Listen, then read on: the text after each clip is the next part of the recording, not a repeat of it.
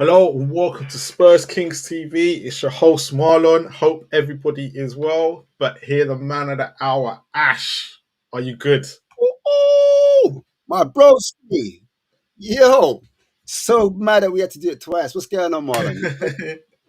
All good, all good, all good. Considering anything apart from Spurs makes me happy at the moment. Ain't that the truth? Oh man, it's painful at the moment, I can't lie. Certain men are still vexed, like even Bro, though it happened Sunday, people are still angry of what happened, that performance. it's like, do you know what? Just a quick note. Like, has left the channel. Up has man now. Yeah, big up Haas. It's not down to anything we've done or anything like that. It's mutual consent. As you can tell, he's not been around on the channel for months. He obviously saw this Spurs being crap and thought, I've had enough of this. Thought, I'm out. Oh, he was like, listen, you man, you're by yourself. Yeah. Yes, yeah, left it up to us two. But no, if Ash Has comes back in the future, he is more than welcome to come on. He'll probably be on some of the panel shows when he's available. But yeah, big up Has and like big thank you to everything that he's done for the channel as well. Just wanted to address that real quick. But Ash, what I wanted to get into, right, and before I bring the guest in, yeah, is the title of our show, and that's what the theme's going to be around, right? Look, I did We Are Tottenham TV on Sunday, right, with this game, and the Sunny fans are not happy. Yeah, considering he didn't even play. Yeah, they are not happy. They want him gone. They said they're sick and tired of watching Tottenham. They don't. This was a common theme, right? You can see it. It was like they've literally just become this. They said, "I'm sick and tired of watching Tottenham. They're crap. Yeah, Sonny needs to leave and go to a better club." Right? And I'm like, whoa. That is where they're at now with it. Our best player, Yeah, they want him gone. They're like, no, get him out of this club. That's crazy. That's crazy talk to me. But it makes sense. I can't lie. Mad. But you know what's funny as well, yeah? Because obviously Ange is our manager and we've got a lot of Australians. Do you think they're going to do that as well? Because they're like, you see the Aussie man, them. I know people are like, they say what they say about them, but them men are winners, Like, I see the cricket. Like, my dad loves cricket. And Australians, they don't even when it comes to Olympics, them man get medals and stuff. They're not used to this losing thing. Nope. So I'm like, right, certain man, Koreans, Australians, I might just get all crazy, bro. Like, but let's bring out our guest tonight, right? Look, I tried to get the people that, love Ange at the moment, but they're in hiding, right? And the reason why I'm saying they're in hiding, right? Go look at the comments I've had on the last 2 weeks on my predictions, right? And see how people have been coming at me about Ange, right? Because I'm not predicting these heavy wins, right? I predict one for tomorrow. Not one of them's in the comments on the Irish. Not one of them, right? So come on, where are you? You got to have a bit of chest if you're gonna back this man, like completely. You're gonna have to come a bit of chest. But let me bring out the guest. Right? First of all, a welcome back. He hasn't been on for ages. Used to do a lot of our match reactions. But Andy, are you well? Hey guys, you all right? You all good? Andy, all good. Looks like Archway still your mate's here to kind of see you, so that's my boy. You guys all right? Yeah, all good. We'll get into Spurs, but hopefully all is well in your end as well. Everything's good, thank you. The next guest is newly into YouTube. He came onto our channel back in August, was it, that we brought him on? Yeah. But yeah, and if you haven't seen, Ash has just been over on his channel as well. Done a nice little bit, so I'll put the link out in that as well later on. But a good welcome to Dan. Are you well? I'm great, man. How are you guys? All good. How you doing, Marlon? All good. See you again. Good to see you again, bro. Hi, Ash. Thanks for coming onto the show, man. It was man. It was a good show. It was a good. Good nice. You had to do it twice. We didn't have enough time, man. We didn't even take it some certain places I wanted to take it, but look, we got plenty of time to get there. Hello, Andrew. How you doing, man? Nice to meet you. All good. Nice to see you, then. Oh, who else is at the door? Oh my god! Shall I give him a drum roll as well?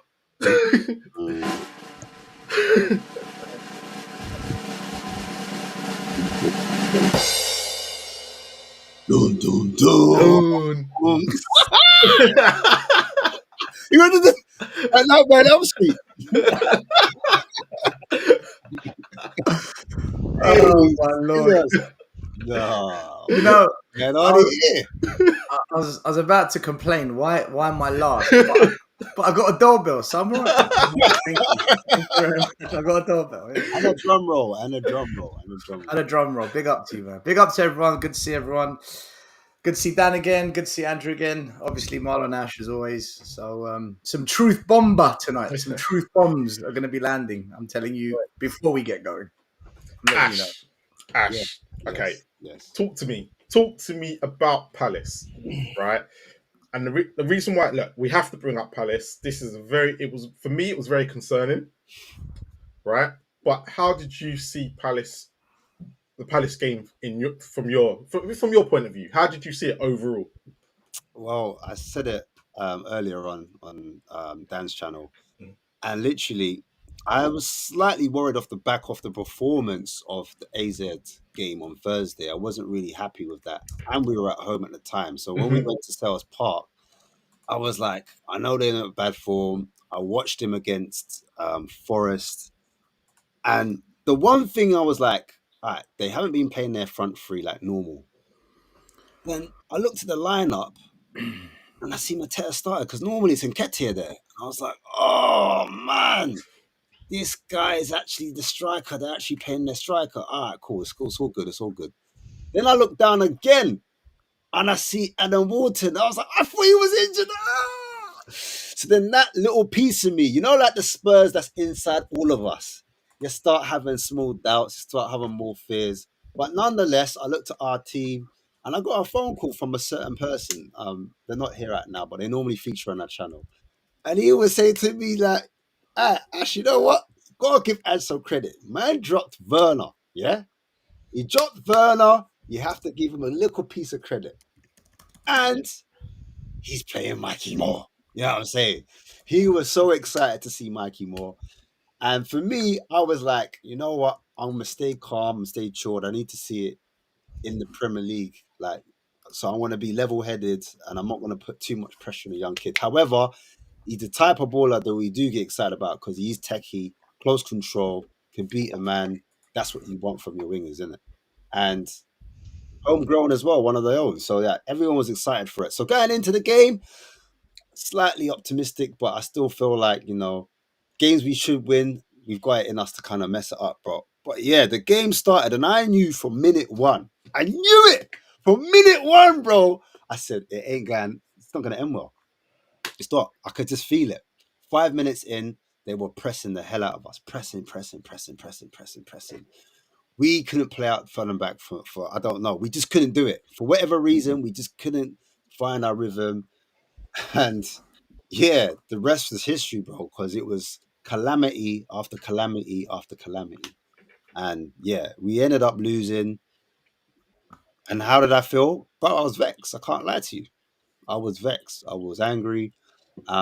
Some people might have been expecting that type of result. I know it's in us, but I still expect us to get the job done, especially against the lesser teams. It's one thing against your top 6 teams or your top 4 teams, your top 3 teams, like, you know, not winning it. But it was the performance against the bottom side who hadn't been doing well all season. And I looked at that game and I said, raw, against Forest, you man weren't doing this high pressing thing. You did the sit back thing. Now all of a sudden you want to turn up against us. Like, what are you doing? Do you know what I mean? Typical, isn't it? So yeah, I was pretty upset about the whole performance and the result, man. The whole thing just stunk to me, bro. We just stunk it up and we just looked soft and we had no ideas on the ball going forwards, how to change it. Nothing was good about that game, man. And that's how I felt. So before I move on to the panelists, whose door does that lie at for you? Right, because obviously now we're 9 games in, plus the cup matches. You saw nothing. Thursday was poor, right? And I said the same thing. I thought Thursday was poor. And then you get into Sunday where we're playing a team that hasn't won all season. There was a lot of people worried about Dr. Tottenham, right? A lot of fans. And I was like, well, these fans back Ange, yeah? Why are you worried about Dr. Tottenham for? Yeah? Mm. And that was how I was looking at it. So where do you lie this blame at? Is this the players? Is it Ange? Where does it lie for you? I would say more so. I would say Ange, but I would say more so for me personally. For me, the players playing out the back. I've not seen us play out the back like that for a long time. We played terrible. It's like we forgot how to play football. And that goal, I saw it coming. Do you know what I mean? Mhm. But Ange didn't help by sending out the instructions he was doing. So it's mad. I personally think that won't happen every game. We won't play out from the back and be so sloppy and be so careless. Every player for me stunk it up. Every player. Every player. I can't think of a player that played well. And I'm saying raw. Is it the system? Is it Ange the way he's set up? Was it a lack of preparation? Yes, I think it was a lack of preparation from Ange, and that's why I have to give him some of the blame. But I just felt the players on the pitch they just stunk it up, bro, really bad. So yeah, that's what it was for me.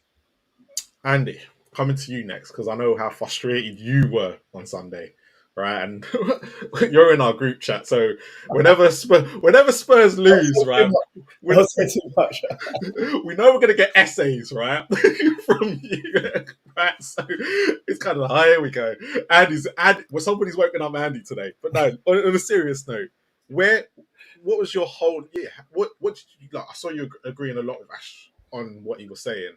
But where are you sitting with it right now? Like, obviously, a couple days in, where are you right now with this whole what happened on Sunday? Why was it so bad? I agree a lot with Ash, actually, what he says. One thing I will say is the blame is on both. Yep. But we saw this performance against Brighton in the second half. We've seen this performance over and over again. And I think all of us are just getting quite sick of the actual performances we're seeing. At the end of the day, we have one good game, two bad games. And it doesn't really go in anything different to that. We performed very well against Man United. We were atrocious against Brighton. You know, we do well against West Ham. We were atrocious against Palace. To be honest with you, we didn't deserve anything against Palace. Nothing. Zero. We couldn't pass the ball. I mean, we speak about we want to back certain things that Ange is doing, and everybody has said the same thing. We don't have a plan B, and that game literally was the basis of we don't have a plan B because they're trying to play out the back. They couldn't play out the back. Instead of skipping that first phase and just going over, kicking it 40, 50 yards and changing it up so the Palace line can drop, we just carry on playing out the back. We carry on getting high pressed. And credit to Palace because I didn't actually think they'd high press us the way they did. But they've got quick players, they've got energetic players. So, but the manager's got to take fault because we speak about him dropping Werner. But who's bought Werner 2 years in a row? Why are we giving him credit for dropping Werner? He's bought Werner 2 years in a row, and we're like, oh, well done, you've dropped Werner. Werner's he's dog. Everybody knows this. You know what I mean? So a lot of the players that Ange has bought, they're awful. Look at a lot of the signings that he's made. They've been absolutely atrocious for us. I said it before. I say it in the group chat a lot of the time to you, Marlon, about Johnson and these players. They're not good enough. We've spent £146 million in the summer, and we haven't improved. We've gone backwards. So, I mean, we're spending £40 million on a right back who don't even play for us, £30 million on a guy who's on a medical table, £65 million on a guy who's a donkey up front. And I'm going to say it how it is. I know people disagree with me about Solanke, but I think he's a donkey. So at the end of the day, the recruitment's been bad. And the reason why I've got to put it on Ange is because he came out and said, nobody comes through the door unless he says they come through the door. And he said it very arrogantly as well at the end of the transfer window. They said, has Daniel Levy back during the transfer window? He says, I've got a very small job. He said, my job is to get the players in, the players that I want in. So I now can't put it on Daniel Levy. And by the way, Daniel Levy loves that because it's another scapegoat for him. He's another yes man. So who else am I going to blame? The performances are inconsistent. Brighton and Palace are exactly examples of that. And so I've got to put it on the manager because he's signing the players. He's setting them out. If he can't motivate a team to win from 2-0 up and go away to Palace, to be honest with you, I actually think Ash hit it on the nail on the head because they were very arrogant against Palace. They thought they were going to turn up and just walk it. Very, very arrogant. They're thinking this team ain't got to win all season. No problem at all. So it does stem from him, Marlon. Who else am I going to blame? You're going to blame the players for their performances, but he's buying these players. Quick question on that though. Yeah. because we say he's buying the players, and I know he's come out and said it, but have we not heard that recycled before from other managers where they go, No. I agree to Conte said it, Mourinho said it, and then all of a sudden when they don't get the players they want, they kind of then go, no. Apart from Jed Spence, that was the only player I remember that Conte came out and said, that is a club signing.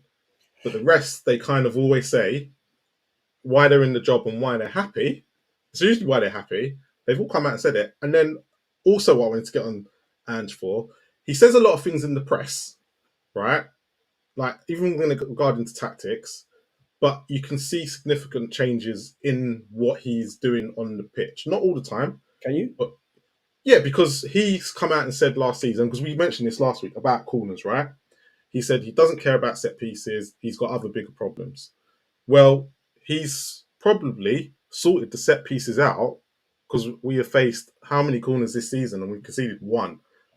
So you can't say he's not an improvement. I get there are more aspects and more problems, but he says one thing and it kind of does another.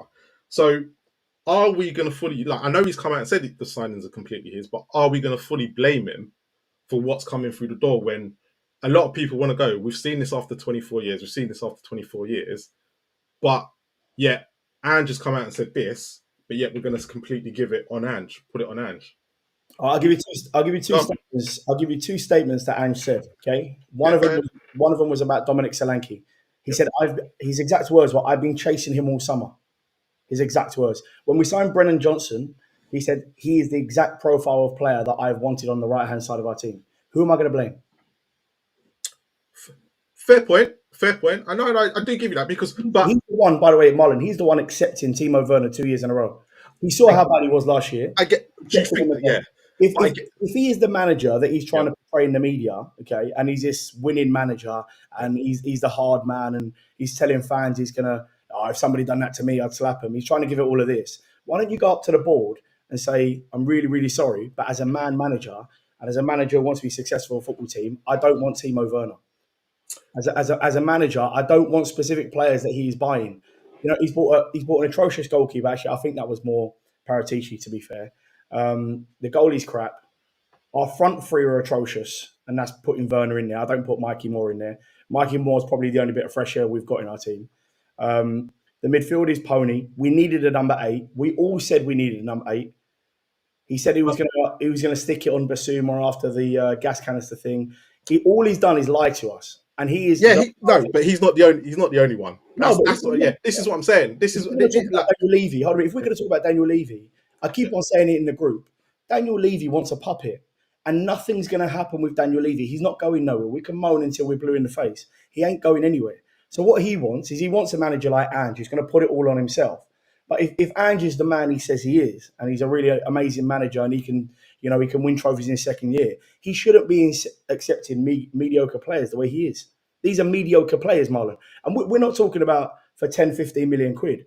We're talking about Brennan Johnson for 50 million quid, Solanke for 65 million quid, 2 loans for Timo Werner. We're talking about, players on stupid wages as well. We bought a right back for £40 million. He plays He plays on the Europa League games. Doesn't even start for us. The one player that we should have bought and we were nearly signed is Eze, and he ruined us on Sunday. Yeah. So, but this is what I'm trying to get at. When you look at Solanke, I'll give you, but our Gray. Well, I don't know about Odegaard right now because he's been injured because he's not playing them. So, but Dan, let me bring you in a minute, right? Because we'll get back onto that later. But Dan, Sunday, where are you sitting with it right now? And after everything you've heard right now, where are you still sitting with it? A couple of days in. Yeah, big up still, man. I didn't say hello when you came on, and big up everybody in the chat. Can everyone hear me okay? Yeah, loud and clear, mate. Good. Look, man, we just had a big chat on our show about the game.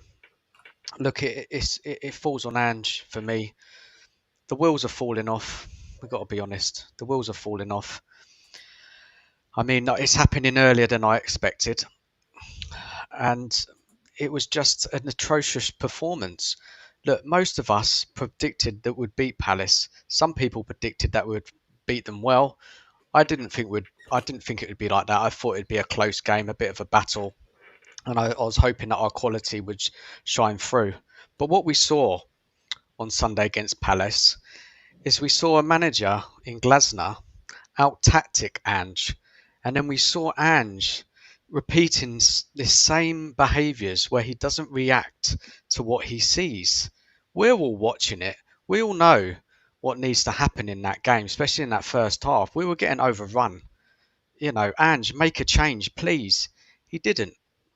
Palace got their goal, messing about at the back, giving the ball away.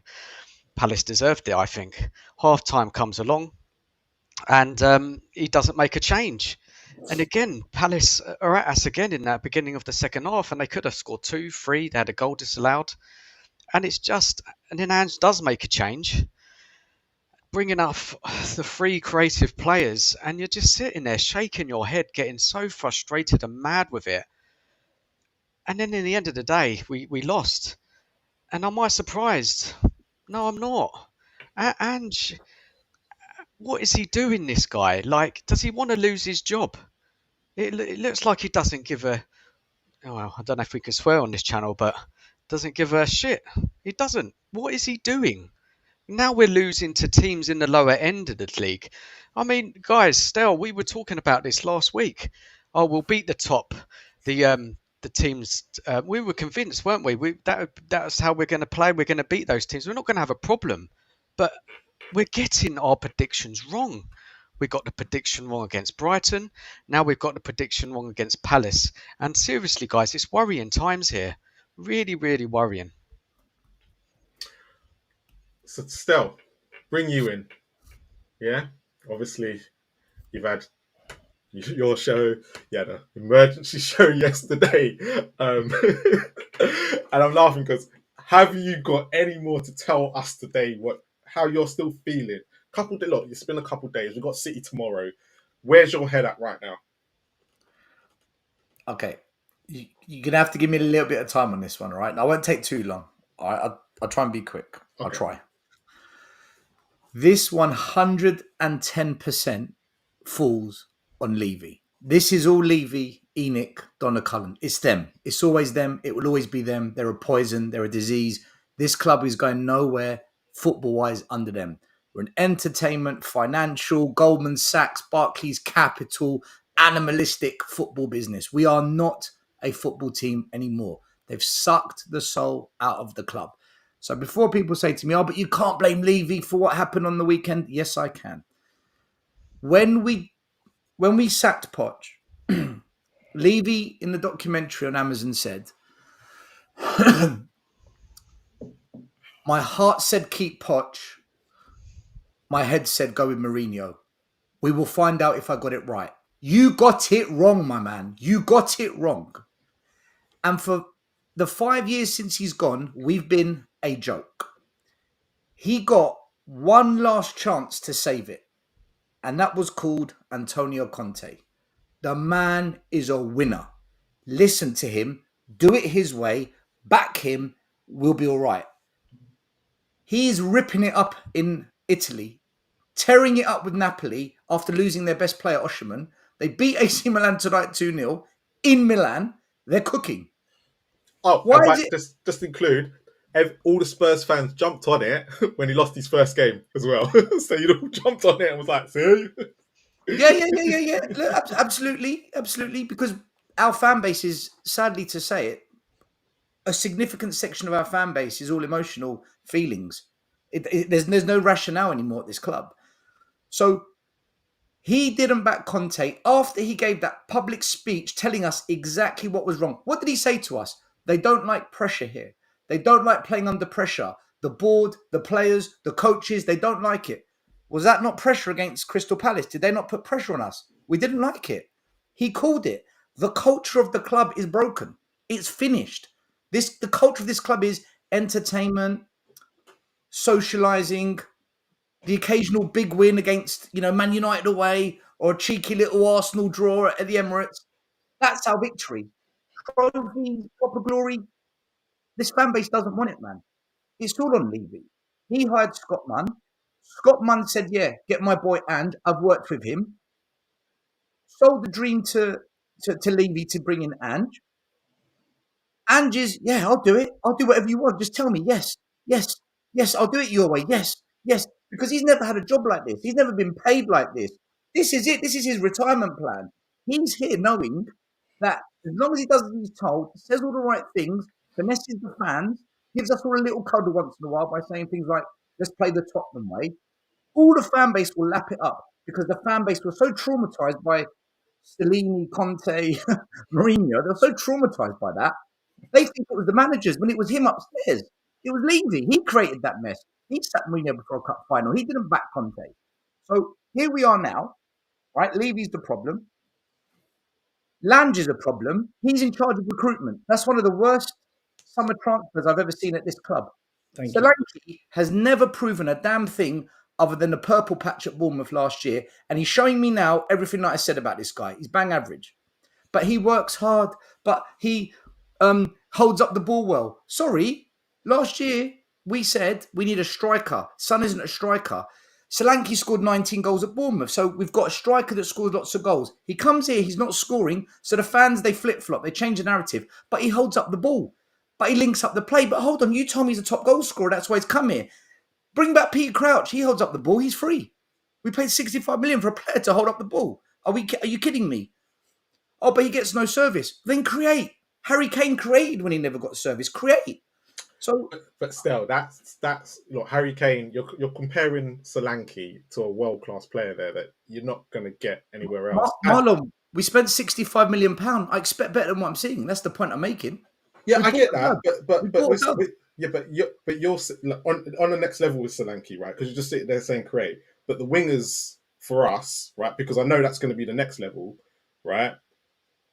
They're not creating enough for what he's trying to do. Like Harry Kane is a level above himself, right? And like you're right about Solanke, he holds the ball up well and he had look when he's got in the position against who did we play and he scored and he's in the box, right? And he's doing stuff right, but if the wingers are not doing their job and we are not creating enough, because on Saturday, look, let's be honest, on Sunday we were creating nothing, right? And most strikers would, let's be honest, which striker would have played there on Sunday and done any better than Solanke? Okay.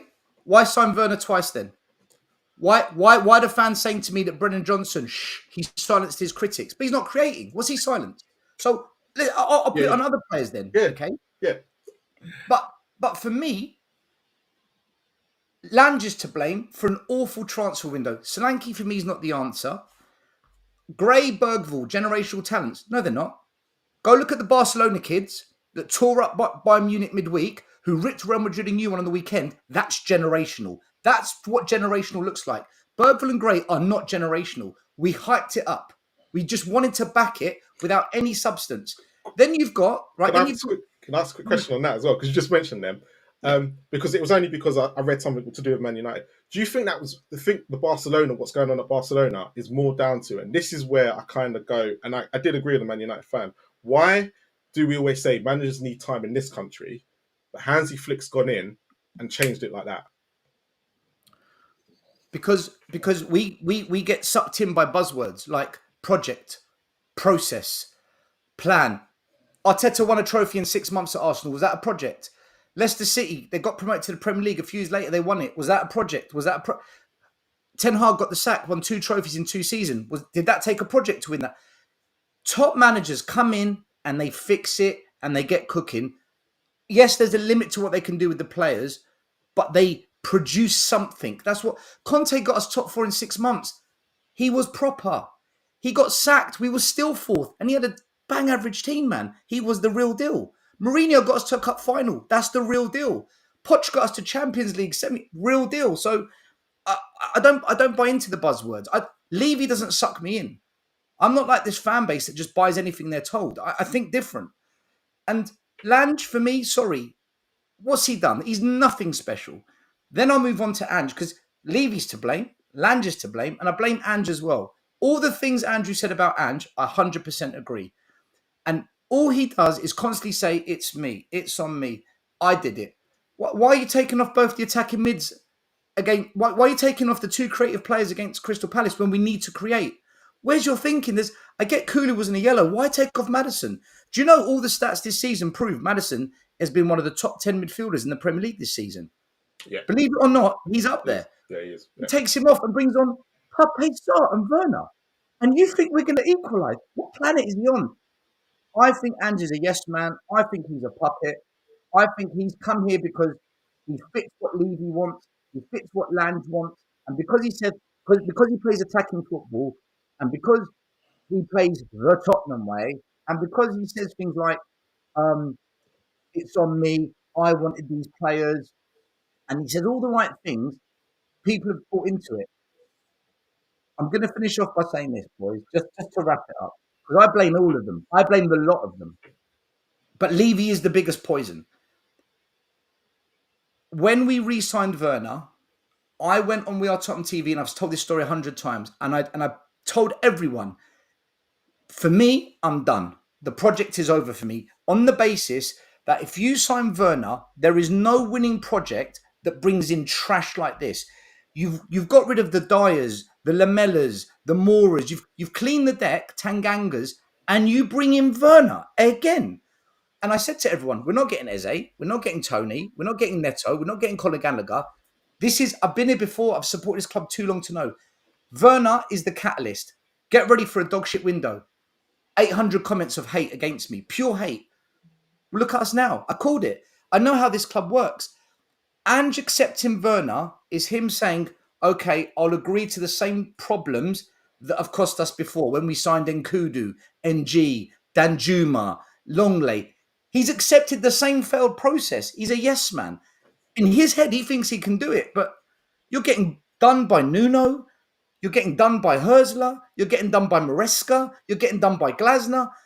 The managers above us with their teams in the Premier League right now are doing better. They've lost far less games as well because their in-game management's better and they can adapt and they set up their teams in a way based on the games they're playing. I don't think Ange is a bad guy. I don't think he's a bad manager. He's not what we need and he's not the answer. And I said it back then when we bought Werner. I was looking for three things. What the transfer window is going to look like. Will Ange adapt? And are we going to spend money? We didn't spend big money in the summer. Ange doesn't adapt for me, not enough. And the transfer window was trash. That's the same pattern that's cost every manager before. It cost Conte, Jose, Poch. Boys, nothing's changed. Ange is just another piece of the Levy puzzle. For me, I put the weekend on Levy for hiring Munn, who hired Ange. I put it on Lange for not having players at the club that are good enough to come off the bench and change it. And I put it on Ange for his absolutely dog shit tactics. As soon as anyone puts pressure on us, we shit the bed. He doesn't know how to change it. He doesn't know how to mix it up, man. And all of them, boys, it's all of them for me. But Levy's the biggest one. Ange for me is not the answer if we want to do what we can with the players we've got. I don't think another manager comes in and makes us winners, but I think another manager takes these players and gets high up the table. I do believe that. Just to play Angel's advocate on that one, when you look at who Conte had in his transfer window, Longley was under his watch. Danjuma, as you said, was under his watch as well. And I believe Richarlison as well was underneath Conte. Do you think Conte accepted those signings, or is it a thing where, because we know Conte is not a yes man, but can we be fair and say, look, Ange accepted some of these signings, they're no good for us. Solanke's no good, or Johnson's no good. But at the same token, we look what Conte also had, and then we're kind of saying it wasn't Conte's fault for accepting those type of signings. Like, do you know what I'm trying to say? Like, I blame Conte for accepting that summer window. He should have walked then. Why he stayed, I don't know. But he also said, I think 3-4 months later, that in this league, you need to buy 2 or 3 players for 60-70 million pounds, top players, physical players for this league. And every season you need to keep doing that and you build. He did say that as well. So when I heard him say that, and then I look at what we did, clearly that's where the disagreements between the board and him happened. And Whether Levy promised him something and he didn't stick to it, or whether Conte accepted something and didn't stick to it, I don't know. But what I do know is this. Everywhere Conte goes, he's brilliant. He comes here and there's problems. Uh, I'm leaning towards him being lied to, if I'm honest, because it can't keep happening like this with us. Mourinho wins everywhere, Ash. He wins everywhere. He comes here. Like, I get what you're saying. I yeah, think no, he should have walked in that summer transfer window when that window wasn't what he wanted. But he probably thought, you know what? I ride it out for 7 months. My contract's over. I get another 20 million. So he probably used us in the end. He probably used us. I just wanted to bring this up. I know you can't see it, so I'm going to read it, yeah? And I don't know if this is... I don't know what you guys will make of this, but Paul O'Keefe, reading what he said, he says, the focus is most definitely not the football now.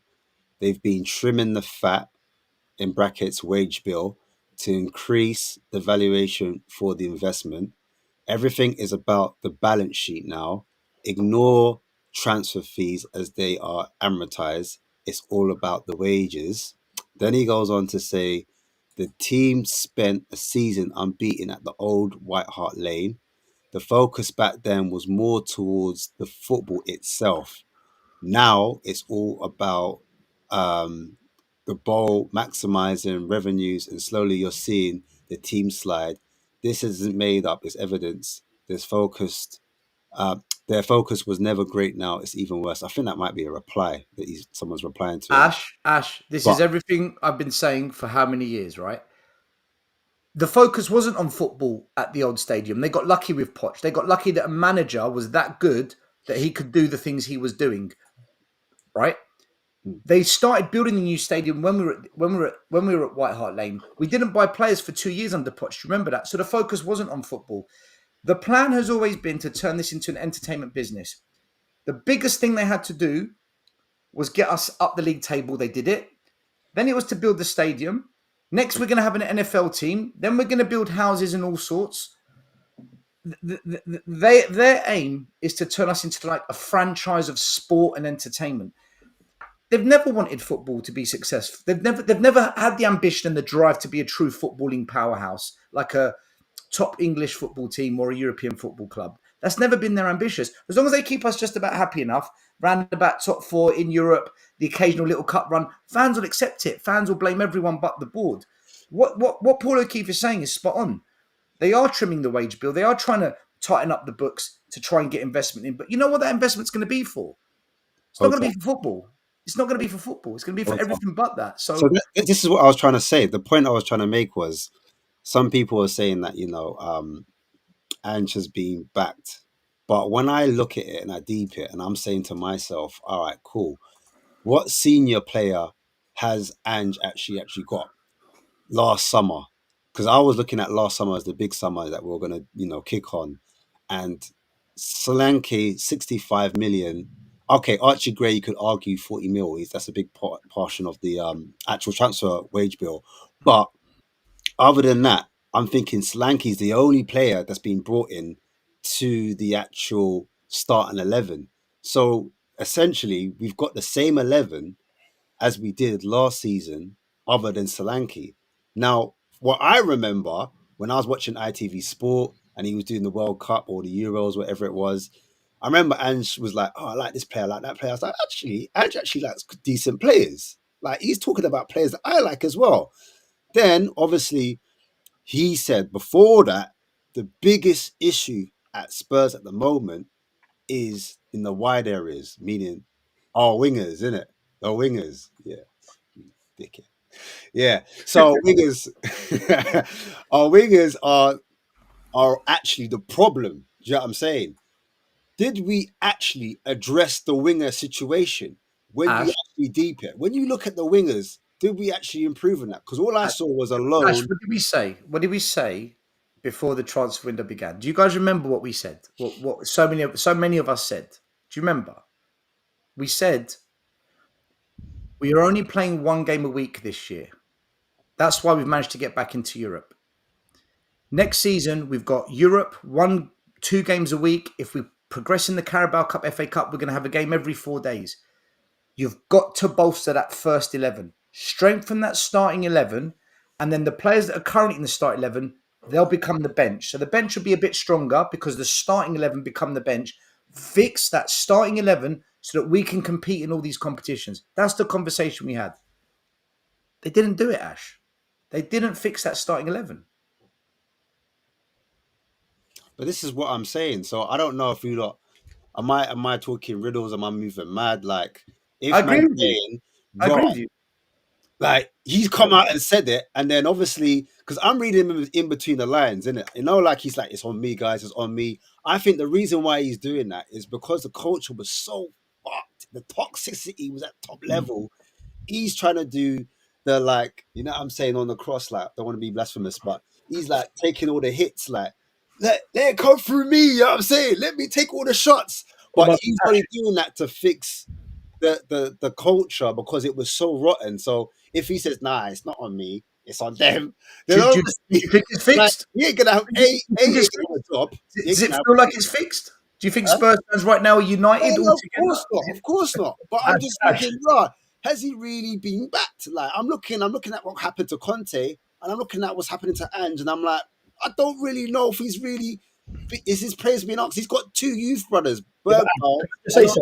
Gray. You know what Can I'm I, saying? And they look, if he is being backed, then he will be starting them in the league. He will be throwing them on against Palace, thinking, let me throw on a quick young Yeah. Bergvall, switch up the game. Mhm. You see what I'm trying to say? But he ain't even doing that. He's resorting to loan players and players that we've had before in our team, Richarlison and Sarr. Do you know what I'm saying? He's not actually bringing on. Who can he bring on? He's looking at his bench and he's like, "Raw, hold on, Same problem Poch had. Pochettino looked at his bench. What do I bring on? the fuck He's, do I it's the do now, same. bro? I'm It's an the same attacking problem. manager. yeah, but Ash, Not like can a I just say defensive something? Can I just say something? manager. He's all he's doing is set himself up to fail. Then, if that is the case, and he's trying to take the hits because the feel of the club is bad, and you're accepting these players, you're setting yourself up as a manager to fail. You're But never is he failing though? Because if we is he failing? You haven't yeah, know. the reason why I'm asking that question is because Stells sat there and said it's I'll on the tell you, board, it's I'll on tell the you board, tomorrow it's on. night at 10 p.m. Yeah. No. The reason why I'm saying is he failing is because is he doing the job? If we look at the squad that he's got and we're looking at the players that are behind him, we are literally sitting there saying they're not good enough. So actually, he's actually doing the job. If we looked at this squad that he's supposed to be doing, Why? because I don't understand why Spurs fans are so emotional about telling the truth. I really don't. We back players that are absolutely crap. We back managers that are doing bad decisions. Why are we so emotional as Spurs fans? yeah, Why? but the question, but my But question, hold on a minute. yeah, If we're talking about Ange Postecoglou and we're talking about, he's trying to take bullets for Daniel Levy, which I agree with still. Daniel Levy is the main problem. He ain't going nowhere. So I kind of just stopped talking about Daniel Levy because it is what it is, unfortunately, no matter what we think. But if this manager is going to be as arrogant as he's been in the media and then he wants to try and take bullets and accept crap players and set himself up to fail, how is that going to help any of us Spurs fans? Because we're not going to go forward. We're never going to go forward. All we're going to do is listen to this crap every single week and inconsistent performances from players that he has accepted. It's as simple as that. but is it? But yeah, but what you're saying is it's all about inconsistency because he has crap players. So that means actually the job Ange is doing is probably exactly what he's supposed to be doing because No, if we they're shouldn't inconsistent, the players in but the first place. but who's but let like I see what you're Marlon, saying what do you mean by that? I don't get it. because He's doing the because job he's supposed to be doing. He's yeah lost, he's because lost 50% of his In the first games. Is that place. his job? I don't yeah understand. I because don't get it. is it the players or is it the manager? There's got to be a It's happy both. balances It's Players. because both. you lot, because yeah, but if it's both, It's both, yeah. if it's both, I'm looking at going, it's got to be 50% here because if eventually what happened to Conte and Mourinho, the players weren't good enough and they started to fail as well. Well, as you Conte say, got top four with crap yes, players. he did. But if you look at the second season, to be fair, in the second season, I don't really because everything that happened to Conte that season, right? There was a lot personal stuff going on. He had his friend die. He had a lot of, Vialli died that He still season as kept well, us fourth. right? But yeah, but it was a false narrative because at the time we Right. had so many games in hand, right? If them teams had won them, we were sixth or seventh anyway, right? At But the time. we can only go by where we were. Though. Yeah, and I do agree because I didn't want Conte sacked, but I look at it and go, it was you can't really say that. But if the players are not good enough, why are we sitting there blaming Ange for it, right? When in reality, right, how many managers would you say could come in with this bunch of crop of players and be doing any better? I don't think there's many. Do you think Slot would have come in here and done anything different? I mean, Yeah. I've got Yeah. a result. Yeah. He would have made us a lot better defensively. I can tell you that for free. 100%. His game management's better. 100%. He wouldn't have both wing backs or the wing backs inverting the way they do. I think Still said it. He said, anyone that puts pressure on us, we ain't got a clue. Brighton put pressure on us in the second half. We folded like paper, mate. We folded. But do you think the moment Palace put pressure on us, we folded? And no disrespect, my mates in the comments, he's a big Palace fan, and well done to them. But no disrespect, but they are pony. And the way we dominated Brighton in that first half, they're not on our level either. So, and that's not being arrogant. I'm being honest. We're talking about 64% in the first half. And we allow them to come out and do that. The same way that we're making mistake after mistake against Palace. Mm-hmm. That's down to the manager. Who am I blaming? I'm blaming the players, of course. But I also have to blame the manager. He's playing them. He's setting them up defensively like that. It's all over the gaff. But in the sense of, if Slot walks into, what at the time, a Spurs, like Levy Spurs, and he's not going into a Klopp Liverpool, how do we know? How do we know he's going to have the same impact? Because we don't know. Exactly. But that's what I'm saying. You've both said that Slot's going to come in and do well, but but Levy's a problem. But yet Slot can come in and do well. So the narrative has got. Yeah. Well, I said when Conte was done, I did a video saying Arnie Slot's the guy I want. I said this guy I think best suits. Yeah. He did reject us. Okay. Yeah, he did reject us. I did say it about 10, 15 minutes ago. Yeah. No manager comes into this club and will be successful the way we want. But this is my point. Yeah. I did say another manager gets a better tune out of this lot. Let's have it right. We were dog against Coventry. Shocking. We have not been impressive in Europe, man. We haven't. We've been getting away with it. The writing's on the wall there.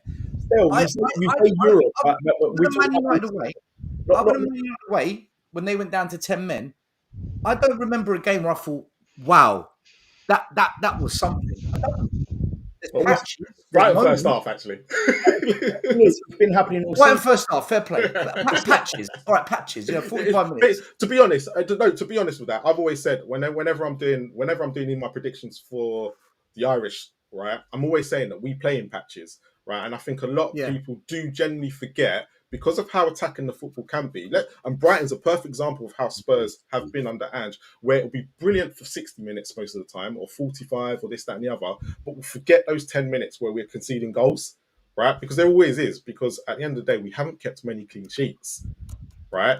And that's probably where my biggest problem comes with Ange, out of everything, because when it comes to clean sheets and actually being able to keep the ball out of the net, that is our biggest problem, right? How can we be going into games and anyone's doing a prediction and go, oh, we'll concede, but we'll win the game? Controlling games too. And controlling games. Man United is probably the only game where we controlled. And yes, up until Bruno Fernandes got sent off, we were still the better side, right? But if you look at actually the Premier League as a whole, even in our first 10 games, we never actually controlled a game for 90 minutes. I don't think there's been many throughout his whole tenure. And we've always conceded and we haven't kept many. So, look, Ange has his issues, but at the same time, it's not like, for me, the players he's got, is it no surprise? Why is everyone surprised that we can't beat Palace or we're not doing well away from home? That's where I'm trying to get at, because... So why did everyone predict it then, Marlon? Why did everyone predict we'd beat Palace? Yeah, it's true. Yeah, because of the way the season has started. Because actually, every team that's been off form, we've beat. Let's be honest about it. Every team we've beat has been off form. Palace was the first one, but when we played a team on form, if you take Arsenal, Newcastle, right, even Brighton, the results have been completely the opposite way. So Marlon, that's why when you looked at the stats, why are we making excuses for this team? I'm really sorry. But no. But I'm not making excuses for the team. I'm looking at it going, I'm trying to understand, is it the players that are crap or is it the manager that's crap? We've been crap all season, bar 2 performances, Marlon. All season. I don't care what you say. We were crap against start of the season against Leicester. Okay, threw that one away. Threw Brighton away. We lost to when an you say Arsenal crap, Andy, when you say crap, do you mean for the, because in those games, second half, exactly. Yeah, but we weren't crap for the whole game. No. Second half. we were 'Cause crap. apart from Crystal Palace, there's been parts in every other game where, and probably Arsenal at home, where people would say for a good chunk of that game we were the better team. Newcastle. I'm not saying we won't. What I'm saying is, when we talk about gaining points and being good this season, we've been good in parts in first half performances or one half. Okay, we haven't been good in a whole game. The only game, like you said, that we were good is Man United, and you could say that we kind of got let off a little bit with that red card. Okay, do we know that Wood would be been good 11? We don't know. What I'm saying is, from the start of the season, you can't name me a game where we've dominated apart from United for the whole game. We've drawn against Leicester. We've drawn against we've lost against Brighton 2-0 up. Okay, We beat Brentford though, and I think with We beat large periods of the game. Ash, also, Arsenal were there for the taking that game. I'm really Arsenal were taking. they were absolutely there for the taking, and we folded. Right. We folded. It's not. We can talk about the performances all season. It's a mentality of this team. It comes down to the manager. You can say Liverpool might have thought that as well when they were playing Arsenal. And thought Listen, Arsenal haven't been good this season. I know they're a lot better than us. Don't get me wrong. I'm not saying we're better than Arsenal. They're a lot better than us. But what I'm saying, when a team's there for the taking, you know they're there for the taking. And the results this season have been inexcusable. And I'm really sorry, but a lot of Spurs fans sugarcoat it and we try and blame other things. We have to say how it is, because all of this, like Still said earlier on, project and all these buzzwords, it's all bollocks. It's got complete and utter bollocks. The fact of the matter is, if the manager's not doing the job, why are we so scared to criticise the manager? If the players are shit, why are we so scared to criticise the players? Like Brennan Johnson, 6 and 6. Yeah, no. And that's what we're trying to figure out. Is it the players or is it the manager? So I'm just looking at the Leicester performance in particular. A lot of people were going after Romero because he's not picking up Vardy. He switched off. He's been poor this season. Was that goal? Then we look at the Newcastle game. We look at the back four was with a Doggy and it was Dragusin and Romero. And it was a mistake between the two centre-back pairing that cost us the game, essentially. Do you know what I mean? And that was the only time, I think, the only goal we scored on a transition. Apart from that, we haven't really got done on a transition. The one game we got done with set piece, as Marlon said earlier, was Arsenal. And Arsenal happened to be the best set piece team, well, one of the best set piece teams in the country. Do you know what I mean? So I'm saying we're just trying to make an argument here. And I'm not saying you guys are wrong, by the way, but we're just trying to throw out a probable, like, this is the court of jury, you know what I mean? And we're now looking at all the factors now. Yeah. Let Judge Dan have a say now. You know what I mean? Judge Dan have a say. Right now we're judges right now. And we're judging. He's winding me up. He's winding me up. Oh, is it Ange? And I'm looking at Ange like, he's winding me up.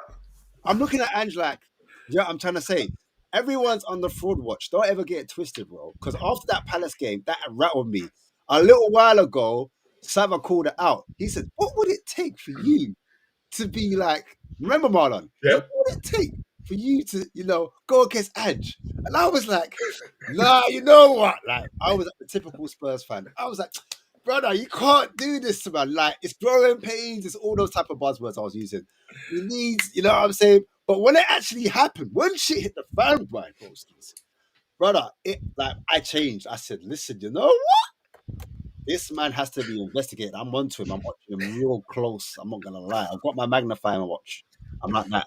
You know what I'm saying? Like Dan had on the other show. I'm investigating you. The watch picking. You can investigate me all you want, my homie. But it is what it is. Go on, homeboy. You tell him. Well, you can watch me all you want, man. I stay fly, but I stay dripping. But listen, coming back to Spurs, and listen, he's in a headlock right now. He's got to get it right for me. He's got. Look, I said it in my WhatsApp group. I said, look, against City. Remember, this ain't a full strength City. And Pep said he ain't playing his full strength. He put it out there. I don't care about the competition, innit? Us fans, we care about the competition. So for me, it'll be a very big embarrassment. And I don't do embarrassment very well. If we do not get past City, I know City are a big team and whatever, but they're playing the kids. Then we got Villa. If we don't beat Villa, and it's off the back of a City loss, off the back of a Palace loss, and remember, Manchester United, who've been poor, they've been bin juice. Literally, they're out of the trash, out of the gutter. That's how Man United have been playing.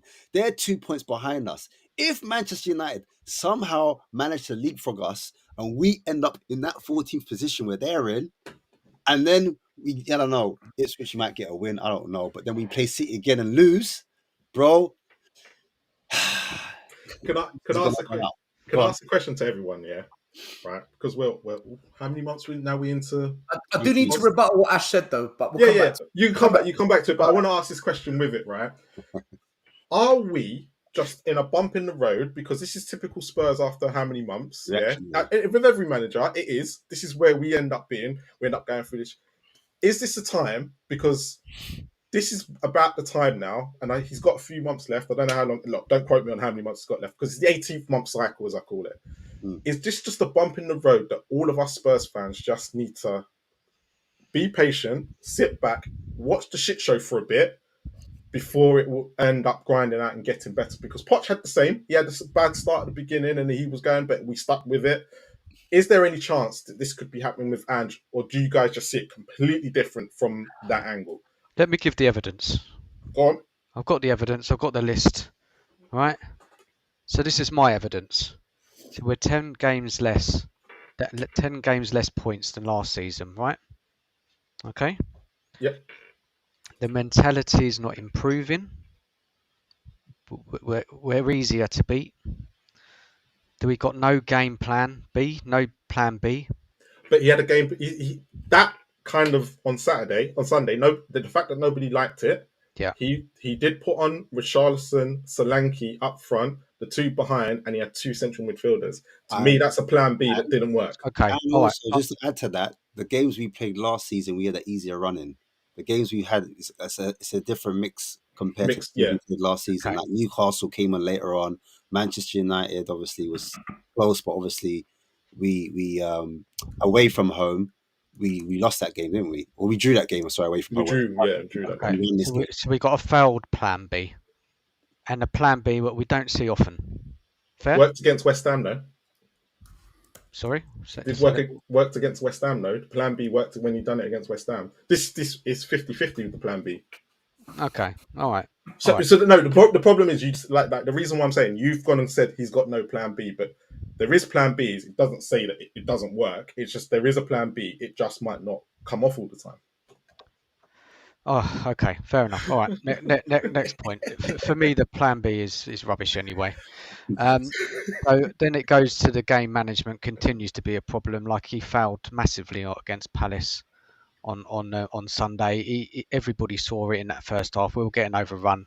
He should have just made a simple decision to put another a more defensive midfielder in there to gain some control of that match.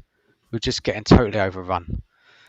Players' mistakes are coming back and they're continuing from last season into this season. That's not improving. Defenders, we thought these defenders were quite good defenders, but they're losing confidence. They're giving the ball away. They're making mistakes. They're getting worse. Now, for me, that's on the manager. That's on the manager because the system is failing. We're too easily to score against. Ange doesn't bother putting any focus onto the defence.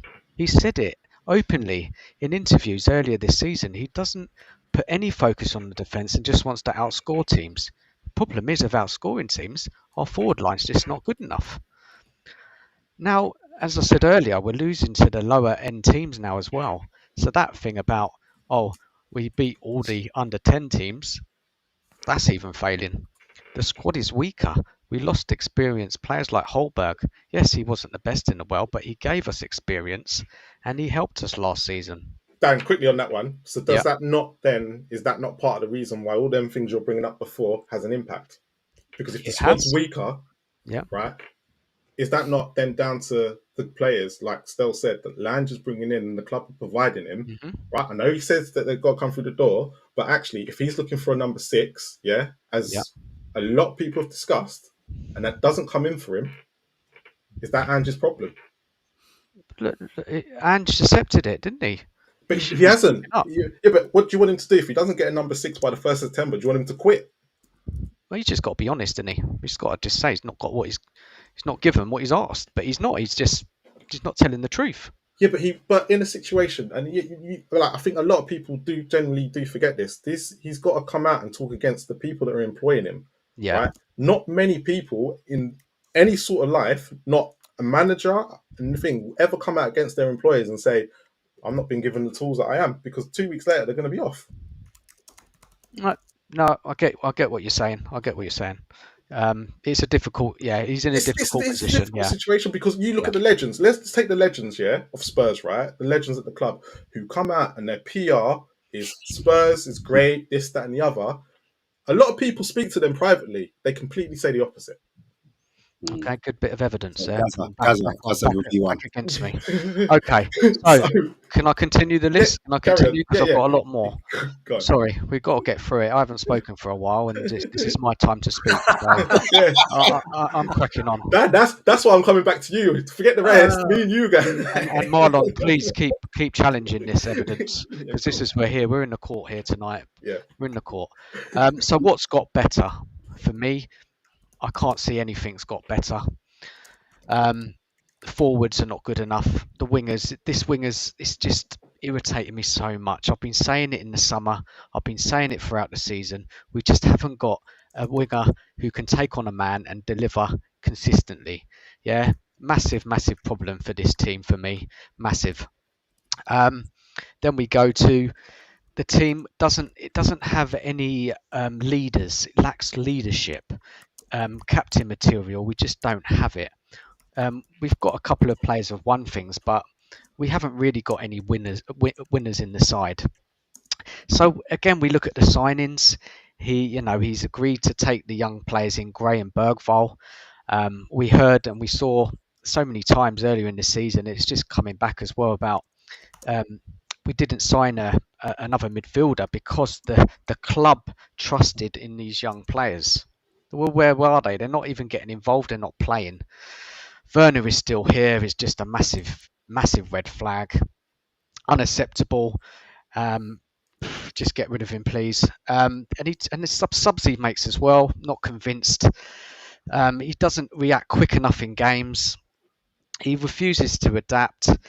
We haven't got anybody in that team who can control the football, keep the ball. We just as soon as one of the Kosh, we just fold. We've got nobody there, just taking control and just trying to keep us in the game. But yeah, we just don't have that player. He went along with the poor transfer window. Oh dear, how much more have we got? A little bit more. And I think looking at it from a fan's perspective as well, like a lot of fans are kind of protecting Ange and ultra positive fans about Ange. He's, you've got to get behind him. You got to watch whatever. The attacking football for me does not cover up all of this. It's not acceptable just because we're playing so-called attacking football. No, not having it at all. We're nowhere near good enough. We're going nowhere, especially in the league. Maybe in the cups we might have a lucky chance. And it all goes back to Levy. And yeah, man, it's just too much evidence there. So for me, just to summarise it, it's Ange. For me, Ange and the players. I think if we had another manager come in, I think, look, we're not going to win the league or anything like that, but I'm sure there's a manager out there who can come in and tactically set up this team better and get us better results. Because I think we've got better players than the position in the league shows. Yeah, okay, but the question then comes, and it'd be interesting to hear Stell's point on this. You lot are going to trust a man that hasn't got it right for 24 years to employ that man to come in, yeah? I'll answer this. But I want to hit at you two first. Shilling, right? We got him. You ain't got nothing. You ain't got nothing. The only thing you got is a slap coming. Right, Ash, you went on about the defence and individual mistakes and not conceding from transitions and that. You're dismissing what I said earlier on about Solanke, okay? Solanke is not it. He missed 2 really good chances against Leicester. Mm-hmm. That's the winning goals right there. He had a chance against Arsenal where he came in at the diagonal, almost a 1-on-1, missed it. Against Man United, he scored his tap in, which was really Romero's header that he just dinked over the line. He went in on goal against Man United. He missed there as well. This guy is not the answer. He's cost us moments as well. So as much as we look at the defence, we've got a championship front line. Johnson, Solanke, Werner for me is championship. I don't rate it at all. I don't look at that and think Berbatov, Klinsmann, Sheringham, Kane, Son, Defoe, Keane, even Freddie Canute. Well, I'll be honest, right? Not good enough. He's part of it. This thing about, relax. We've got to go through the rough with the storm because Pochettino, Pochettino was kind of here. This analogy with Poch is another get out of jail card for all the Levy inbreds and all the Ange sections, okay? Pochettino, look at the team he inherited. Vorm, Friedel, Rose, Cabal, Churchiles, Yedelin, Dyer, Fazio, Ben Davies, Paulinho, Lamella, Dembele, fair enough, top player, Chadley, Stambouli, Capoue, Ryan Mason, Bentaleb, Soldado, Adebayor. What are we doing here? Like, he inherited an absolute joke. The team Ange inherited was far better. He inherited Odogi. He inherited Romero. Okay, the midfield needed fixing, but he had Lo Celso. He had Kulu. He had Bentancur. He had Son. Ange inherited a better team. There's no doubt. So Poch, you could say, the geezer probably lost a lot of games because he had a crap team that he had to deal with. Poch finished his first season strong. Towards the last two seasons, we collapsed with Ange. So I think comparing the two is different. Plus, look at the amount of money that and the amount of financial backing. I'm not going to say backing because these players aren't that great. The financial backing Ange got is like no manager at Spurs has ever been given. So I think comparing Poch to Ange is unfair. I was going to use Redknapp as I'm more thinking I can't my mind can't go back that far. Poch you said Poch. Yeah, okay, cool. I could bring back Redknapp because I'm thinking managers that have been in longer than 2 years, right? Yeah, fair enough. Poch is always going to be the last one that I bring up. The only difference I'll say with Poch, right? And the reason, and you're right, he did inherit in a worse team.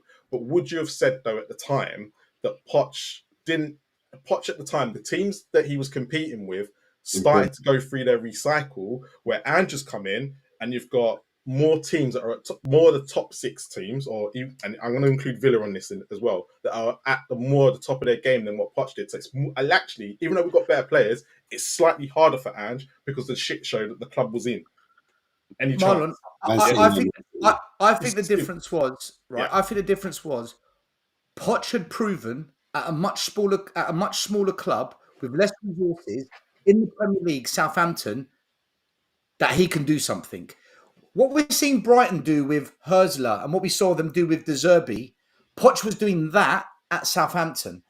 And he'd proven there was something about him. Ange has proven nothing in a hard league, nothing. And it was a punt. We took a massive punt on this guy who did all right in Australia, Japan. Celtic, listen, Gerrard won trophies up in Scotland. The guy that won the FA Cup at Leicester City, he went back to Celtic. Brendan Rodgers, yeah. Right. We can't really judge it. Poch had proven that he had something about him already in the Premier League. And I think that's what the difference was, Marlon, for me. But you're right, the competition now is harder. I do agree with that. It is harder. I do agree. And you can answer this question still, because you're the coach, and I want everyone else to answer this. I hate when people say that, because now I'm under pressure to know the answer. No. It's not here to know the answer. And I'll get Ash at the end to actually answer it, and as well and thinking about Spurs. But what changes do we need to make against low block teams for Ange to be successful against them? Because that's where he's struggling for us. That is probably when they start getting in our faces and they do sit back, we are struggling. All right. And you said Maddison earlier, right, was probably a prime example. But how do we get Maddison more into these games to be making more of an impact over 90 minutes? They should have Andy started with it because... All right, so go Andy and then go across. Well, first thing you need to do is stop taking Maddison off. That's the first thing you need to do. You're not going to be able to get him in the game if you keep on taking him off for Pat Matasar. At the end of the day, the changes that he is making are becoming detrimental to the team in the second half. We're taking off Kulusevski and Maddison. We're bringing on Sarr and Werner.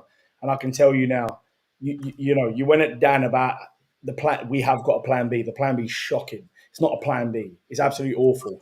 If you're telling me when you need a goal, you take off your two But most creative players. Hold on a minute. If you're telling me you take off your most two creative players in Kulusevski and Maddison and bring on Pat Matasar and tell me that's a plan B, that is an absolute joke. yeah, but no. But the reason why is because a lot of people go against that he's got a plan B. But I'm just highlighting that He hasn't got a no plan matter if we B. like it or not, He there is hasn't got a plan B. Every time there's pressure on Tottenham, he doesn't have a plan B. The only reason why it works against West Ham is because they're pony. Let's be really honest, say how it is. Any team that press us high, any team that want to try and close out certain parts of our strike force, we have nothing. Okay, they can't bypass anything. The plan B is shocking. So to get Maddison in the game, stop taking him off. Yeah, okay. Kulusevski, fine. He was losing his head a little bit. He was on a yellow. I probably would have done that sub as well. You don't take off Maddison as well, and you don't bring on Pat Matasar thinking that's a plan B. Let's understand that straight away.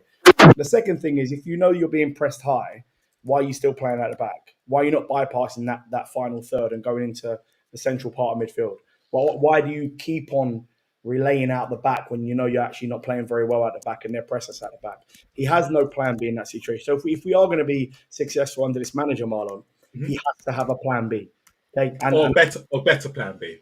or a better plan B, because I don't class that as a plan B. You don't take off creative players, bring on Richarlison and say, okay, go and get us a goal. It doesn't work that way. Everything through Tottenham comes through our midfield and goes through the wide players. So if you're now taking off players that can take it to the wide players, then it makes no sense, because Richarlison's not going to get the ball. And to be fair to Solanke, even though I'm not a fan of him, he ain't going to get the ball either. The one thing Solanke ain't going to do is he's not going to drop into a number 8 role and try and pick up the ball the way Harry Kane did. So therefore, you have to keep players like Maddison on the pitch. You don't keep on taking him off. It's nonsense. Okay, so, under this manager, he needs to change those things. If we keep him, the plan B has to be keep as many attacking players on the pitch as possible. I remember at the start, he was taking off Son and Maddison at the same time, and we was inviting pressure on him. Why would you take off players with a bit of quality and a bit of experience in Kulusevski and Maddison? It makes no sense. So that shows me that the manager's, he's not all up there. He's not as good as what he thinks he is. I'm really, really sorry. Because I wouldn't be taking off both of those players if we need a goal. Because one of those players can give you the quality. Pat Matasar is not going to give you the quality to slide a ball in the way Kulusevski or Maddison's going to do. But he reverts to taking off Maddison every single game. I'm going to bring Dan in next because I leave Stell and Ash last. So what do you think we can change to combat this low block problem that we have, especially away from home? Yeah, I agree with everything Andrew said there. First of all, yeah, I do. I agree. Sorry, man. He's just talking the truth. It's facts. Werner, for me, that's got to stop. Play a youth player. Play anyone else other than Werner. That's a start. He did against Palace. Yeah, and he needs to keep that going. Yeah. So more for me has to start. Wilson's injured now. He's going to be out for some time. Look, if you look at the games against the low block teams this season where we've struggled, we've gone to places like Newcastle, and they really kind of played the low block, didn't they? Mm-hmm. To be honest, they've got better defenders. We did really struggle against them. Same against Arsenal as well. They played a low block against us with better defenders.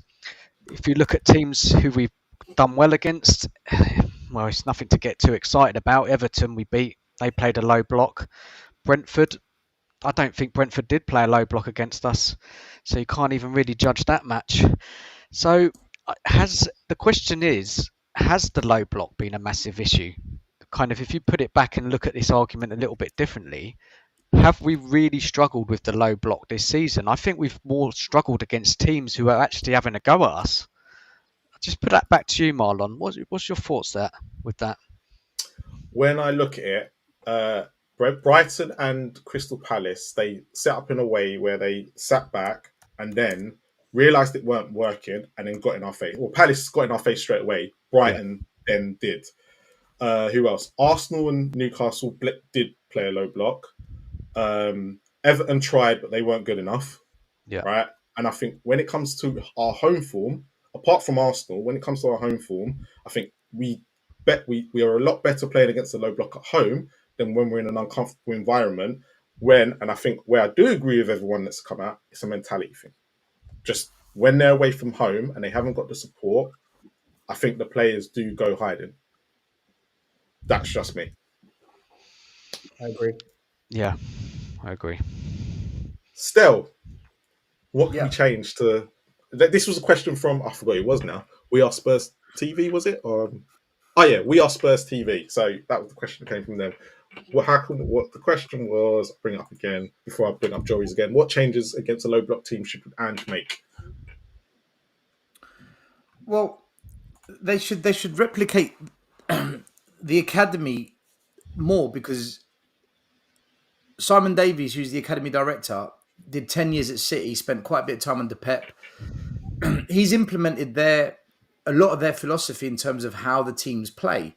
Unfortunately, Ange's team doesn't quite play it the same way. It's a variation on it. So, example, the reason you play out from the back is to draw the opposition in. They can't just sit in front of their goal and wait for us to all come to the halfway line. So if you just play it from the back, you will draw some players. When you draw some players, it allows you to then create an overload and try and play it into the midfield and then get a 5-on-4 situation or a 6-on-5. So that's the whole point of playing out from the back, is to draw the opposition in and create space. But then you need to exploit that space. When we play out from the back, we're not quite doing it the way the academy does. So for example, when you've got like a 2-3, maybe a 4-man press, you'll see us go to the centre back, to the goalie, to the centre back, switch it, then it goes wide at some point. And then we'll create a 3-on-2 scenario. That's the overload. And then we go upfield. Then we work into the wide areas. There's the overload. Can we now create and score? But when you get an all-man press, which is what Crystal Palace did to us, if you look at the goal we conceded, a lot of people say Romero should have kicked it up the wing. But if you go look at the video, there was 3 Palace players on the wing and 2 Spurs.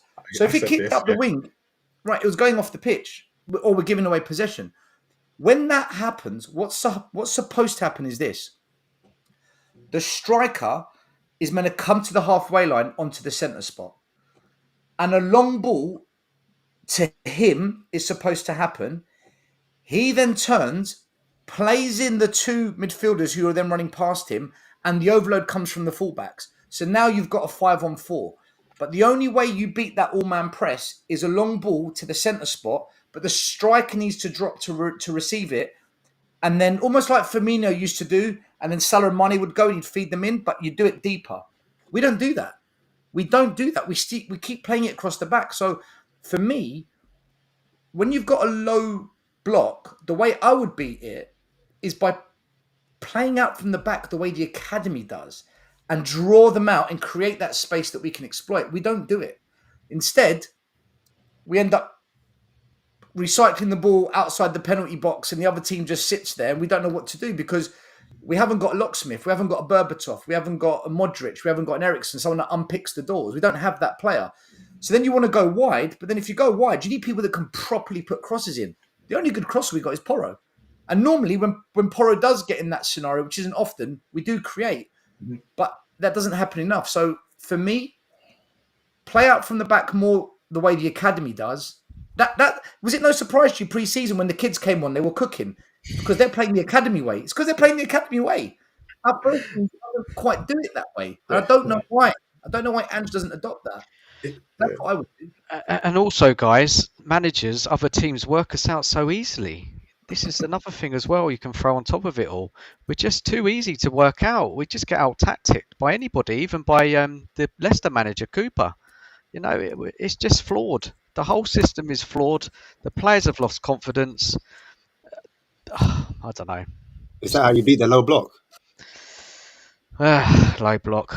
I don't think low block has been the biggest issue. It's just the whole thing. The whole thing is at fault, isn't it?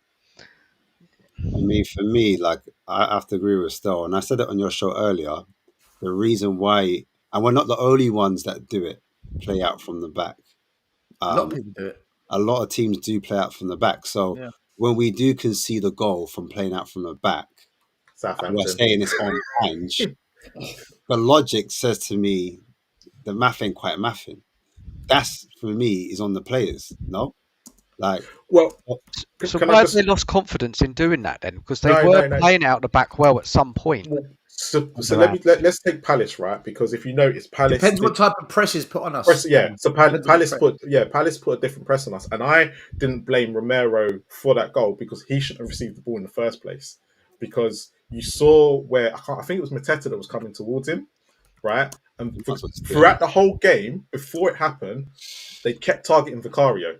They kept targeting Vicario, and this is where I think as players, you've got to be a bit more intelligent. And Vicario should have seen this quite early because, as Stel said, as soon as Romero gets that ball, he hasn't got an outball. So the only outball he then tries to play is a ball to Van der Ven that Van der Ven was never going to get, right?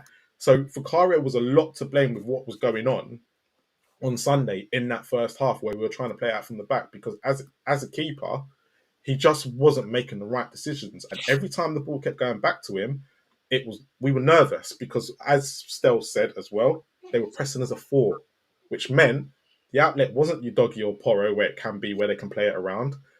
It probably had to go up to Solanke, but where the I can't remember who was in midfield now, but the midfielders weren't helping out either because they would come in short, but they were getting stopped by Wharton and what's his name, the guy that came on, Will Hughes. So it just ended up being they Marlon, just weren't thinking. Basuma's movement as well was rubbish. Yeah, He was and hiding. it didn't help.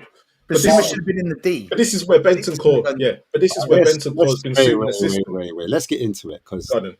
he was asking the questions. Hold on, before you carry on, before you press play, I didn't get to ask the question. yeah. Before you press play, I just want to read the super chat because it's been up there for a while. But Jory said Ange just scolded several journalists for questioning his integrity, whilst clearly not being honest about the board and the state of the club. Big up, lads. So it's something we kind of said earlier as well, wasn't it? So thank you, Joy, for the super chat. But carry on, Ash. Yes, people. Let's get into it, man. Let's talk on this.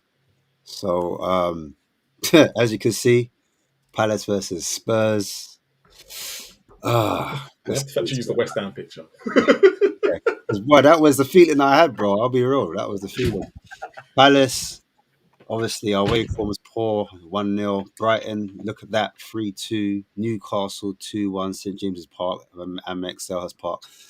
It's all been dubious. It's been quite poor away from home.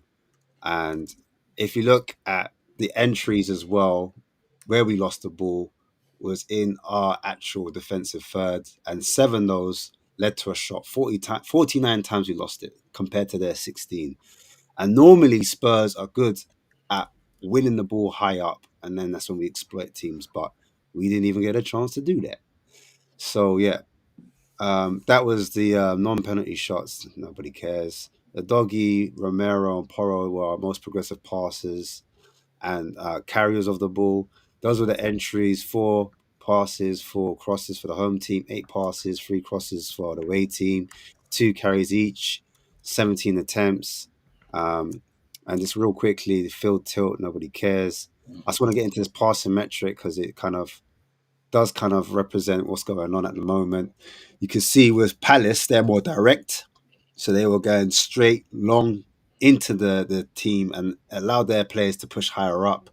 And you can see the most effective route was into Mitchell, number 3 on the left-hand side. And then it was into Eze, the danger man, caused us problems. On the right-hand side, again, it was between Sarr and Munoz, who had a good game as well. And there was a midfield 3 who tucked in quite well. Gave us troubles. Mateta dropping in at times. And then you had Lerma and you had Hughes who came on afterwards. And obviously Adam Wharton, number 20, he was the one doing the deep line and playmaking. And they pressed excellently in that game. On our side, Spurs really quickly, you can see there's a triangle on the left-hand side. And I think when we do the triangles, that's how we break down the low blocks. And what at times you do see players come across to create a diamond. Sometimes that's Kulusevski, sometimes that's Solanke, and that's how we create superiority against other teams, meaning that we've got more numbers on the other side to outnumber their press, and that's how we beat their players. On the other side, on the right-hand side, you can see it's a lot more narrow, meaning that we go a lot more direct on that right-hand side compared to how we build up on the left-hand side when we're trying to have that relationship on that side of the pitch. So it's 2 different things. You can see the centre backs are split. Basuma's in between 2 of them. more towards Romero's side. And yeah, number 19, as I said before, is Solanke there. But let's move it on. On the next slide, it's momentum bar. Again, nobody cares. We know they had a lot of the ball. But here is the average positions. And average positions, you can see that with their front three, almost like a 3-4-3. The back three, obviously, Chalobah, you've got Lacrossix, and then you've got on the left hand side Gray, who's a chief organizer, in my opinion. And then the wing backs creating the midfield four with the three at top. That was with Palace's average positions. With Spurs' average positions, it was, you saw Mikey Moore was the highest. And then you've got the doggy quite wide with Madison creating that triangle I was speaking about before. A smaller triangle on the right hand side with Porro, Kulizeski, and Johnson. And as you can see, the two centre backs falling behind with Basuma right there. When the substitutes came on, you can see that Bentancur came on number 13 with Papassar, number 29. They didn't come at the same time, but you can see how they're quite close in the double pivot, meaning 2 6s or 2 DMs or a hybrid of a 6 and an 8. Then you've got Richarlison and Solanke. Solanke playing a little bit off of Richarlison deeper. Werner, number 16, fully wide. And you can see, obviously, Johnson still there wide. Yeah, and it looks almost, to me, if I look at that shape purely, I look like some people saying a 4-4-2, some people saying a 4-2-4. I see that as a 2-4-4, and that's what's similar to what Brighton did against us when they won in that second half. Just going on further, some of the stats again, we dominate possession. They had a better XG though. They had one big chance. We had two bigger chances. They had 14 total shots. We had 11 less. They forced the keeper to 3 saves to 5 saves. But defensively, we were dispossessed 16 times. They had 52% percentage of the ground duels, aerial duels 58% as well. So they won that battle. And then also interceptions. They did more recoveries. They did more as well. That was the lineup, as I spoke about before. That's our lineup. Obviously, Lerma came off Crystal Palace. We had a few substitutions, but let's get into it, man. And the first thing I spotted in the first minute, guys, our centre back pairing has been split. And the reason why they have been split, Mickey van der Ven has been asked to come across and defend wide areas. That's leaving a huge gap in the middle of a park. You can see Porro on the far end of the screen making the back three, but that needs to be sorted out when Romero needs to come across and they need to shift over quicker in those defensive transitions from what I've seen. Another slide I'm going to put in is the Spurs playing out from the back, and it started from what Marlon was saying with Vicario. We've got the two centre backs. I've circled them out, and we've got them facing goal. You've got Porro there, and what am I saying there? Why have I circled them out? I'm saying Vicario's got an option. He's got an option of putting arrows to put in there. What does he do? He looks for Basuma. As he passes Basuma, Basuma quickly finds the free man in Van der Ven. Van der Ven puts it to Doggy. Doggy plays it into Madison. And what I was saying, when you do this in the press and you play it out quickly and it's done right, you can, as a result, beat and take out 6 of their players. I've circled 6 of their players there.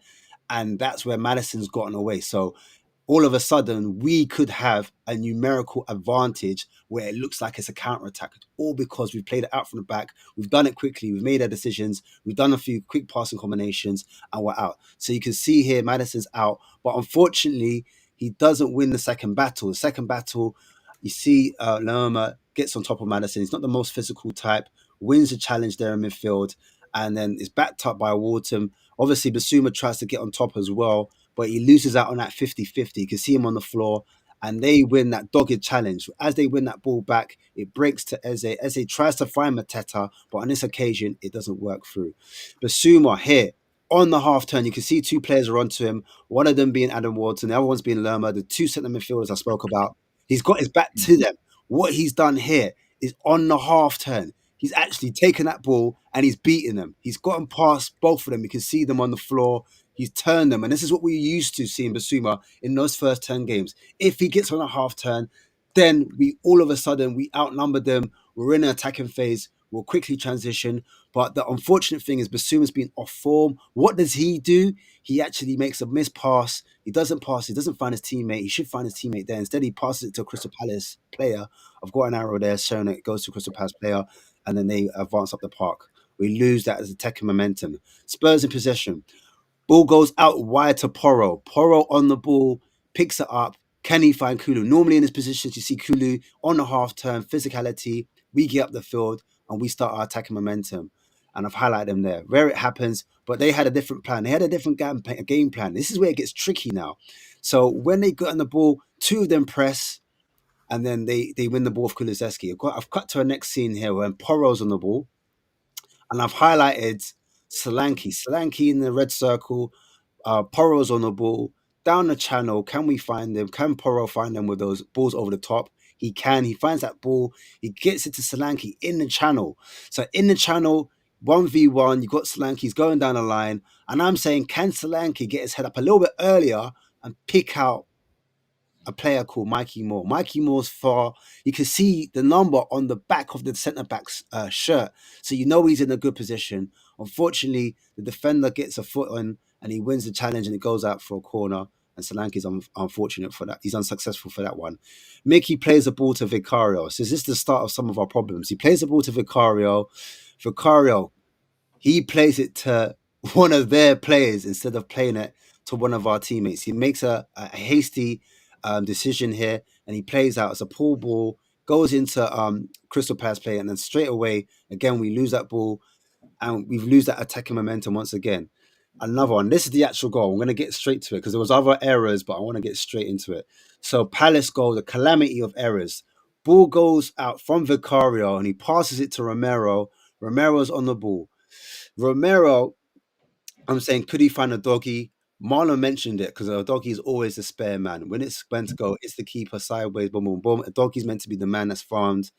Doesn't quite go into him, so he passes it back into Mickey van der Ven. Goes to Mickey van der Ven. Vinky van der Ven passes it into Vicario. Vicario passes it back to Romero, so they're playing it out, they're baiting the press. Now, I'm saying we've got three players there. They're all kind of pinned, so they're not really options right now. What happens there is Basuma actually does lose his marker. I know I put my arrow in the wrong position. I think it should be on the other side. I should put the arrow on the other side because if I forward on to the next slide, Basuma actually does pick up a great option here in this area here where Romero could pass it to him in this pocket of space. He doesn't do that, and he actually passes the ball, and he lost the ball. Even before the scene, I actually forgot to mention, Romero pauses on the ball for a good 2 to 3 seconds before passing it into Vicario when it goes into Mickey van der Ven, then back to him. Anyway, he lost the ball into Mickey van der Ven.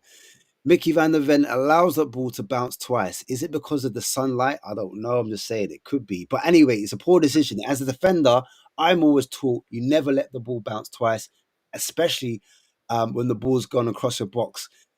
Romero passing the ball across the box, again, for me, that's a bit of a no-no, especially a loft the ball, which is a hospital pass, in my opinion, to Mickey van der Ven. I'm saying the doggy's out there wide. He's still the out ball. You can see him by himself. It doesn't get to him. Obviously, we've invited the pressure on. He gets closed down. They get crossed. So now this is the next bit I wanted to look at. This is the next attacking defensive phase where we've got two players. I can see Romero and Poro. For me, they both get drawn to Eze. Eze is in the middle. They're both looking at him, but they haven't picked up Mateta, who's on the far post, who's on the far edge of the 6-yard box. No one's looking at him, and I've squared them off again. I'm saying, should Poro be looking at Mateta in that incidence? They both get drawn into Eze. Eze does a lovely backheel kind of flick into Mateta. Mateta's confident in that kind of space, in that area. You know he's going to do next. He's very confident. He puts in the back of the net, and it's 1-0, and he's there celebrating. The next scene here, a doggy passes out to Moore. Moore picks up the ball, and he does that little triangle I'm talking about. So that little pass, diagonal pass with Madison's running in. You can see a doggy doing the overlapping run. There it is. You've got two Crystal Palace's players that are very, very flat. Madison's able to take it to the byline, and this is how you break the low block. This pattern of play, I don't mind. Madison does what he does, gets that byline, cuts it back. You've got Johnson coming in late, finds him, he hits the post, and then obviously it's unfortunate for that one. Again, Vicario hits a diagonal ball, goes straight to a Palace player. Story of the whole game, literally. Vicario dwelling on those passes. Mikey Moore runs into a bit of trouble, unfortunately, loses the ball here, and then obviously Madison has to help out, and he manages to knock it out for a corner for that occasion. Go into the second half. Second half, tactic changes a little bit. We decide to go a little bit long. Should we go out wide? No, he goes long into a Solanke. Solanke does well to muscle off one of their players, gets the ball, gets his head up, looks for Johnson in space, actually delivers a decent ball into Johnson. Johnson gets on the end of it, fires that low ball across the box where you see Kulusevski. My thing is, Kulusevski lifted over the goalkeeper in that incident. Obviously, he hits it, hits electric on the board, doesn't quite hit the target, and that chance goes begging.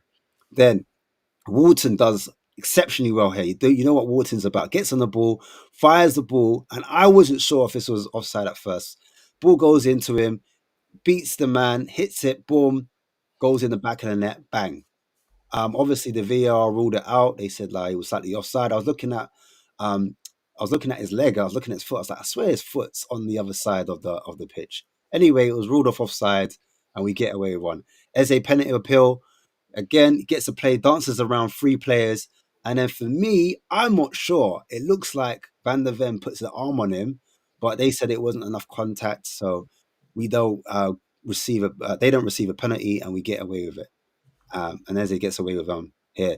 Again, Eze finding space, drifting out wide in this particular area, picks up the space. He's able to pick out one of his teammates. We get a shot. They get a shot off, and then Vicario makes a save with his legs, and it's a good save from Vicario in the end. Substitution. So this is where people were really upset, saying, "Why would you take off 2 chief creators in Kulusevski and Madison and bring on Papematis Sarr, Werner, and Richarlison?" So the plan I personally think was doing that was Sarr was to play alongside Basuma, giving a double pivot and giving us more protection in defence. And I think with Werner, though I don't agree with it, and Richarlison, he wanted Werner and Johnson to be the 2 forward players, with Richarlison and Solanke being the two centre forwards to drop off the centre backs, a bit like what happened with us against Brighton when you saw Rutter and you saw Welbeck act as the 2 centre forwards. Sorry, keep saying centre backs, and then you saw Matoma and you saw Mente as the 2 wingers, obviously better quality than what we have, and they had a 2-4-4, which made sense for them. But for us, I don't think we have the quality to do that. Anyway, I think he's tried to do that. You see Basuma looking for Werner. Now he's the out ball. The ball wasn't quite good enough, doesn't quite get to Werner, and the keeper picks up the ball. Then you've got Vicario. He's asked to go long. He comes out of his box, goes long, finds Werner. Werner's in space. He's onside, gets the ball in that particular area. As he's on the ball, looks for Johnson, but Johnson pulls wide, and then the keeper closed down the angle, and then that's that. Penalty appeal again. Balls overhit, not penalty appeal. Sorry, it's not penalty appeal. It's the red card decision that was voted against because the player was running away from the actual pitch, so it was only given a yellow card. So Mickey Van der Ven got away from that. Arsenal fans will debate us on that one. Again, here, Vicario goes long into Solanke. I've circled him off. Again, Solanke wins that ball, and he's able to find Johnson, but Johnson's hit that ball a bit too straight, hasn't got enough techers to find Richarlison, who's in between the 2 centre-backs, and it comes to nothing in the end. Another one, Romero gets the ball into Porro. Porro picks his head up, looks at the front line, fires the ball, a delicious ball, I might add, and you find Richarlison in between both centre-backs, and you're thinking, can you finish it? You're in a good position. You can see there, he's in between the centre-backs. Can he get that first touch? If he gets that touch, where that ball's positioned, he's in goal. What happens? He has a heavy touch, not good enough, and it ends up going wide. There you go. Basuma wins the ball high up, plays it into Sarr. Sarr on a half turn, gets his head up, finds Porro again. Porro in that midfield, doing that Trent thing, and then he fires a ball diagonal over the top. Can Richarlison finish it? We all know the answer to that. No, we cannot. Ash, can you go back to the goal a minute? There's 2 things there I wouldn't mind just bringing up. Yeah, sure. That was like watching the whole game again, by the way. That was good. Reliving the pain. It was a good analysis. So it's taking 2 seconds. Swap you over. Cool. Let's bring it back. Hold on a second.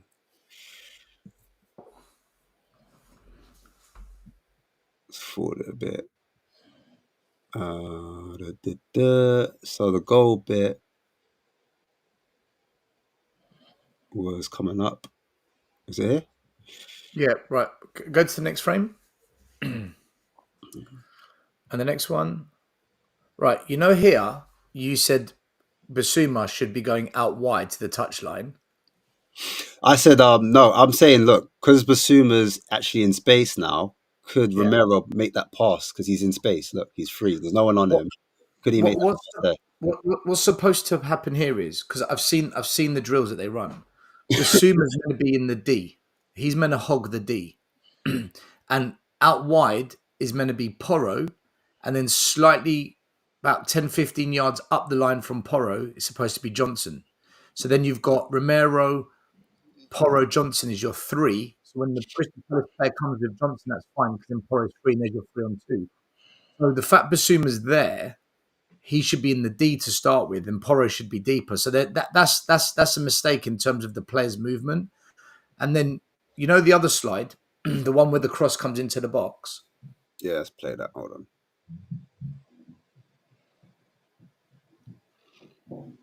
That one there. The next one.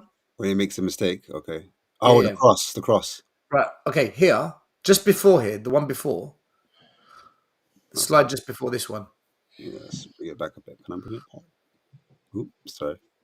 It's gone back a bit too far. This ain't Sky Sports. What's going on? This ain't Sky Yeah, I ain't quite got the techno. This one here? No, wait. Next one. It's Ash trying to use technology, mate. Yeah. Nah, bro. If you understand how fiddly this is mad. But yeah. No. I know what it's like. It's when you go on the slides. Here, as soon as that cross comes in, Romero and who's that circled? Is that Basuma? Yeah, it looks like this. Basuma, I thought it was Romero and Porro.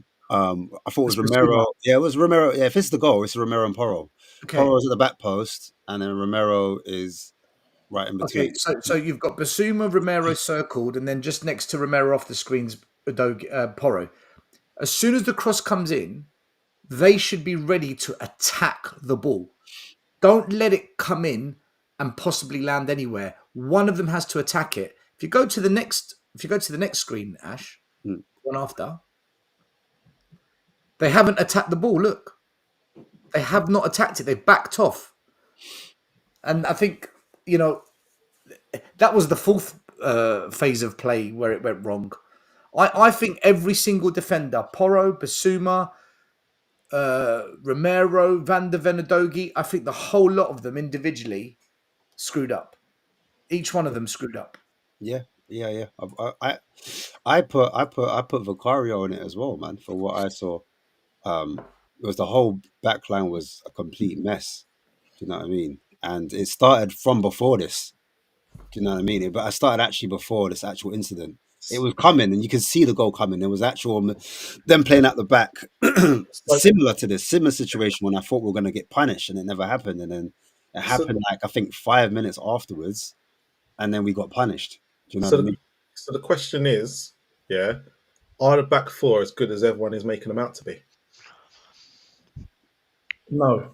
As individuals, because everyone keeps saying we have a good enough back four. Look at the thing, but are they actually good enough, or are we overhyping them as what Spurs fans do, as we've been told in the past? Romero's on fraud watch, by the way. I'm just letting you know. Complete fraud watch. I don't care what anyone says.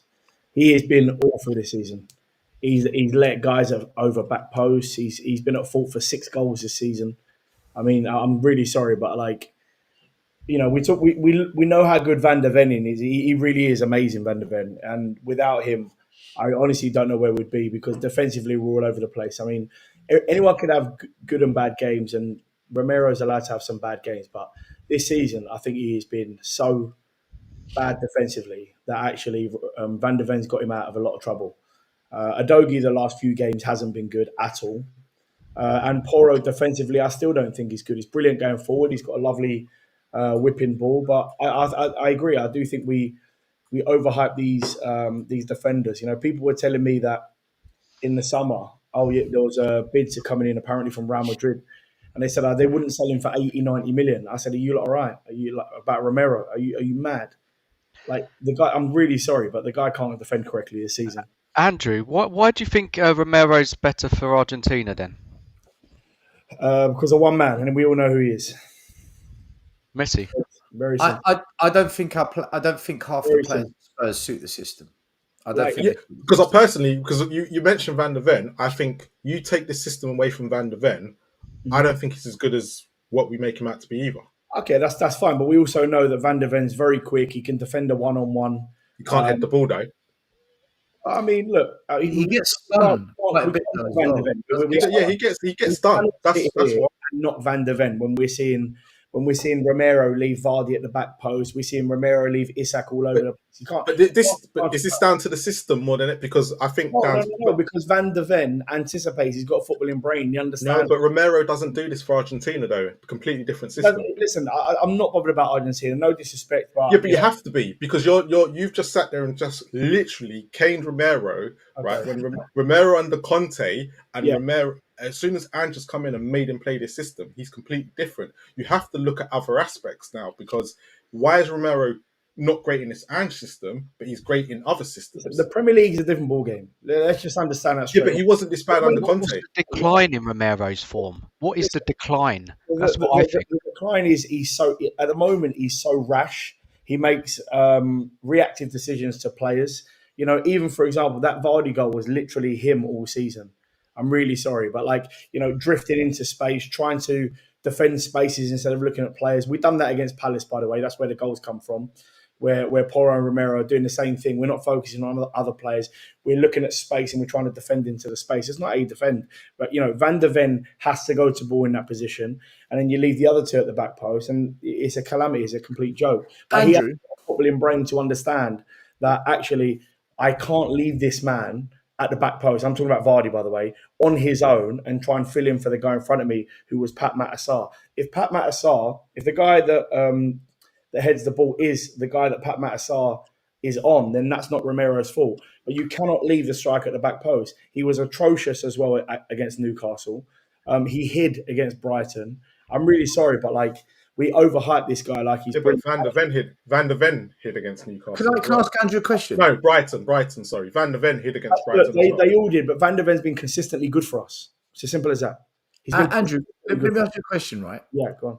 Adogi. Yeah, at Udinese, a lot of people were talking about him. Porro at Sporting Lisbon was top. In fact, he was part of the Sporting Lisbon team that beat us in the Champions League a few years ago.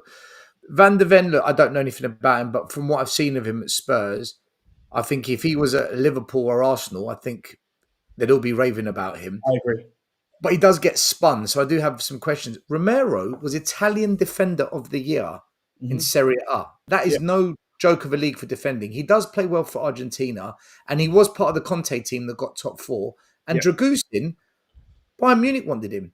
They all come to Spurs, and suddenly we're. And I agree with you. There are questions, but why is it when they come here? Is it not? I just kind of feel that. I mean, I'll never know until they go to other clubs and we see what they do there. That'll be the answer for me. Then I'll know. I kind of get the feeling this system. You're like Eric Dyer, isn't it? Fucking playing like Maldini, fucking Cannavaro.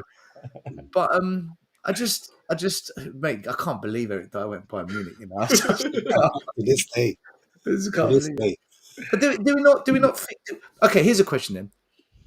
Do you think the system gets the best out of them? That's probably a better question. Do you think it gets the best? No, out but of them? that was my question. Because it doesn't. Van der Ven does, but not the other three. Yeah, it doesn't look in this system. It's very, very simple. You need speed and a footballing brain. Van der Ven has both. Yes, he does get caught sometimes. Yes, he does get spun sometimes, but not as consistently. And he doesn't make the individual errors as Romero does. Romero's made 17 individual errors this season. That's more than any other centre back in the Premier League. Okay, so at the end of the day, the point I'm making is I used to really like Romero, and I used to look at him defensively and thinking, he's aggressive. I like the way he presses, but his mindset and his decision making is shocking. We only need to go back to Chelsea last season to understand how bad his mindset is. It's absolutely woeful. You know, we're dominating the game. Could have been 2-3 up at the time. He goes and gets himself sent off from a follow through, which he knows what he's doing. For me, it's the mindset. And he doesn't understand. He doesn't have as good as a footballing brain as Van der Ven. That's the reason why Van der Ven. Can I add some fuel to the fire, please? Yeah, go on. So I think Romero's head's elsewhere. I think he's given up playing under this I manager don't as well. actually. I don't, because I feel like he did have opportunities to leave in the summer. I don't think his head's elsewhere. No? I just think we overhype him a little bit too much. I mean, I don't. Don't you think though? Don't you think he's just lost interest? I just Look, 17 individual errors, 6 goals leading to his errors this season. That's a hell of a lot. Got That's complacent. we're talking about Maguire levels in individual errors. It's terrible stats. And when you look at actually his overall play, yes, he's very aggressive. Yes, he's good sometimes on a one-on-one defending, but his footballing brain and the errors he makes outweighs everything. I'm really, really sorry. And I hear Arsenal all the time about how good he is, but the honest truth is he that good? Because I really don't think so. Do you know what? At Arsenal, the season that they bottled the league, Yeah, the first time they did it, well, they that's- lost Saliba. Yeah, it's great. They lost Saliba and Gabriel went to shit. So people were saying, "Oh, Gabriel's only good with Saliba." Then last season, Gabriel proved actually he's their best centre back. But what happened last season? Why did suddenly Gabriel and Saliba become so good? I They feel signed Declan Rice. Rice. Right. So what I'm thinking, yeah. does our system, because we don't play with a 6, the system isn't about an old-fashioned number 6. Is that causing us some grief? Yeah, but still, when you look at centre back positions, okay, anyone that's played centre back understands space. I'm not saying Romero doesn't. Andrew, can I answer this question? Because can I just jump on that before you I answer? agree. Yeah. Romero's been. Can I just quickly jump on that? Because if you look at Saliba for Arsenal and look at Saliba for France, you would have thought that player was 2 different players. Yeah, you're right. Yeah. So this is why the Romero and what Stel was saying about the number 6. If you bring in a number 6 and it's all about systems, right? Certain players suit certain systems. If you end up bringing up a number 6 or someone who's going to be defensive mid, and would that then leave Romero less exposed to making the mistakes he does? That means, you know what? I do actually. I'll tell you the reason why. He's too slow on the ball. He picks up the ball. He holds the ball for 5 seconds. There's no urgency out of our centre backs apart from Van der Ven. Van der Ven's the only one that either whips in a straight ball into one of our pivots, or he runs with it himself. Every time I watch Romero, he's literally holding the ball for 5 minutes, for 5 seconds. Then he passes it to Poro. He wasn't like that last season. He was playing good forward passes, quick, direct to feet. And this is the point I'm making. But what I was going to go back to, Stel, was that your question before is we're talking about basic 101 defending when it comes to the mistakes he's made this season. And I don't think we can bypass it. I feel like we shouldn't bypass it, because simple defending is marking your man. Simple defending is not rushing into space. Simple defending is not leaving men with 10, 15 yards to run in like Isak. Simple defending is not being left 30 yards behind and dropping into a line with loads of space in the midfield. This is what Romero does, unfortunately for us. And he's done it all season. But has Drake Sheen come in and not done exactly the same thing? Yeah, no, listen, I'm not a massive advocate of Dragusin either, to be honest with you. I mean, but this is why I'm saying, could it be a system issue more? Because if that's 2 players coming in, it could be. But when we talk about Dragusin, he hasn't had 10 games in a row. Dragusin comes on for 1 game, gets benched for 5 games. So we can't really look. I get that. Yeah. We can't really look at how good Dragusin is, because it's very, very tough when he's not playing. When he played for Romania in the Euros, he looked fantastic. So what's that? He was only good for 1 game for Romania. I looked at him all 3 games. I thought he was excellent. No, the second game he was making mistakes. Like the first game, I give you, but when you assisted the second game, no, it was the third one. The second game he was poor. He was so poor in that second game. Obviously, we don't really know about Dragusin. We don't. Look, I'm not saying. Yeah. I agree. I do agree. Dragusin hasn't had a bigger. When I look at Romero specifically, we see Romero every single week consistently. We know what he's good at. We know what he's bad at. Same as Van der Ven. Yeah. And what I don't understand is how he can make so many errors this season. And by the way, back in the last season, he was making a lot of errors as well. And he was on fraud watch, in my opinion. I said it in the group a couple of times. And I thought he was poor back in the last season. He's carried his form on to this season. So for me, could that be down to not having Sarr there? 2 DMs. Because Kulusevski is more attacking. It means he's more exposed. Last season as well. We're talking basic 101 defending of marking your man. I don't expect you to be, a Cannavaro. I don't expect you to be, a Ramos. I'm simply asking you to not leave men at the back post with 5 yards, 10 yards of space. It's very simple. Stop defending into space, drifting into space, because you're trying to anticipate the ball's going front post, but you're not going to anticipate the ball's going front post because it always gets flicked to back post. It's happened 3 times this season, and he's done it for 3 goals this season. Andrew, I honestly believe this, and I'm saying this when I watch us play. I honestly, and I've observed enough coaching sessions to say that to have this opinion. I don't think we spend nowhere near enough time on defensive play. I agree. And I'm talking about individual development of our defenders, body shape, when to receive on the front foot, the back foot, when to turn, when not to turn, when to engage, when to deny, when to take them to the side, when to go into the tackle, when to hold your ground, when to defend, when outnumbered. I don't think we spend enough time. I honestly think Ange's idea is, as long as we've got the ball, they can't score, and we can. The basics of possession, and I reckon 80-90% of our practice is possession,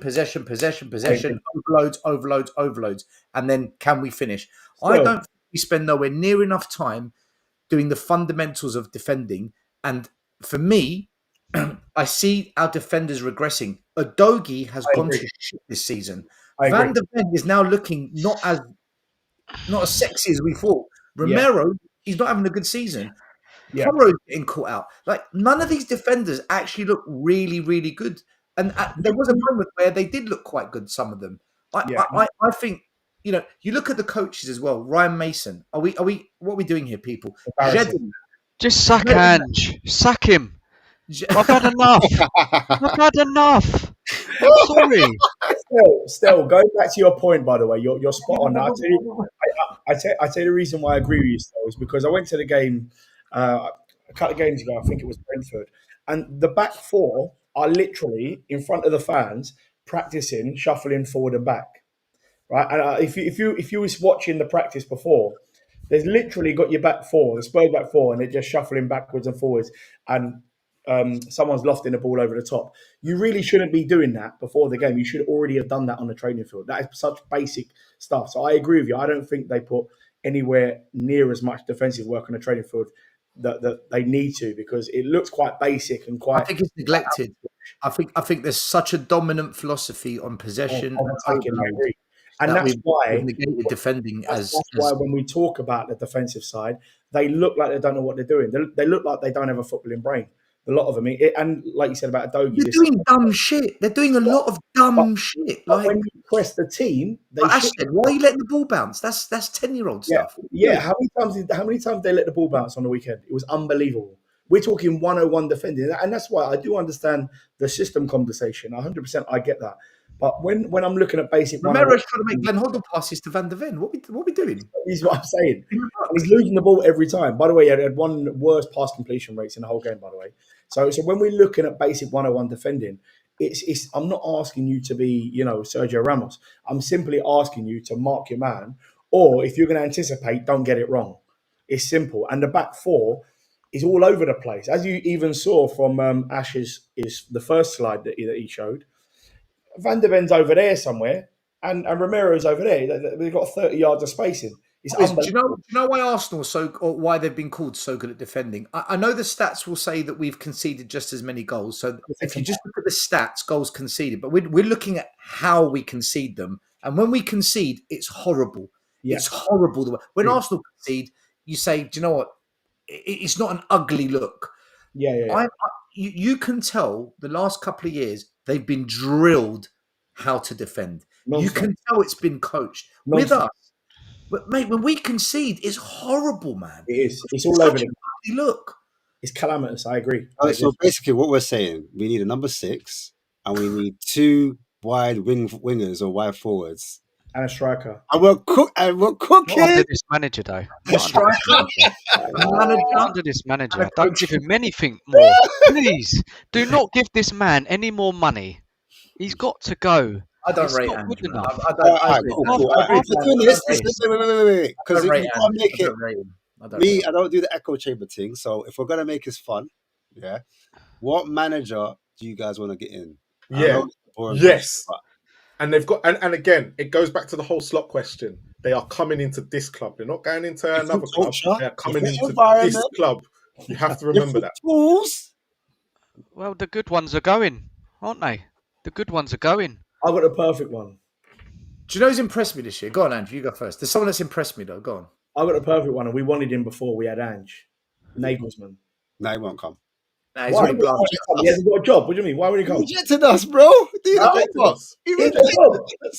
He's down the job centre. He ain't going nowhere. He's He the said, German "Nah, manager. man, you got Who's the you're too German short." manager? He looked Mate, at something like, "Nah, you're not. You ain't got the money. Like you ain't got the you Who's ain't the got German the- manager? you ain't got Nagelsmann the wants to back tell up." Levy how to You do know the what? job. When the team looks at you and she's like, "Nah, Nagelsmann you're not would my come. type. You're not my 100% type." Nagelsmann B. would come. But That's you know what? Nagelsmann did to us. I think we I need to go down that road of Like, what we did in the past, where we took a manager who was in the Premier League, who was quietly going about his business, and a few people talking about him, but no one was really going nuts.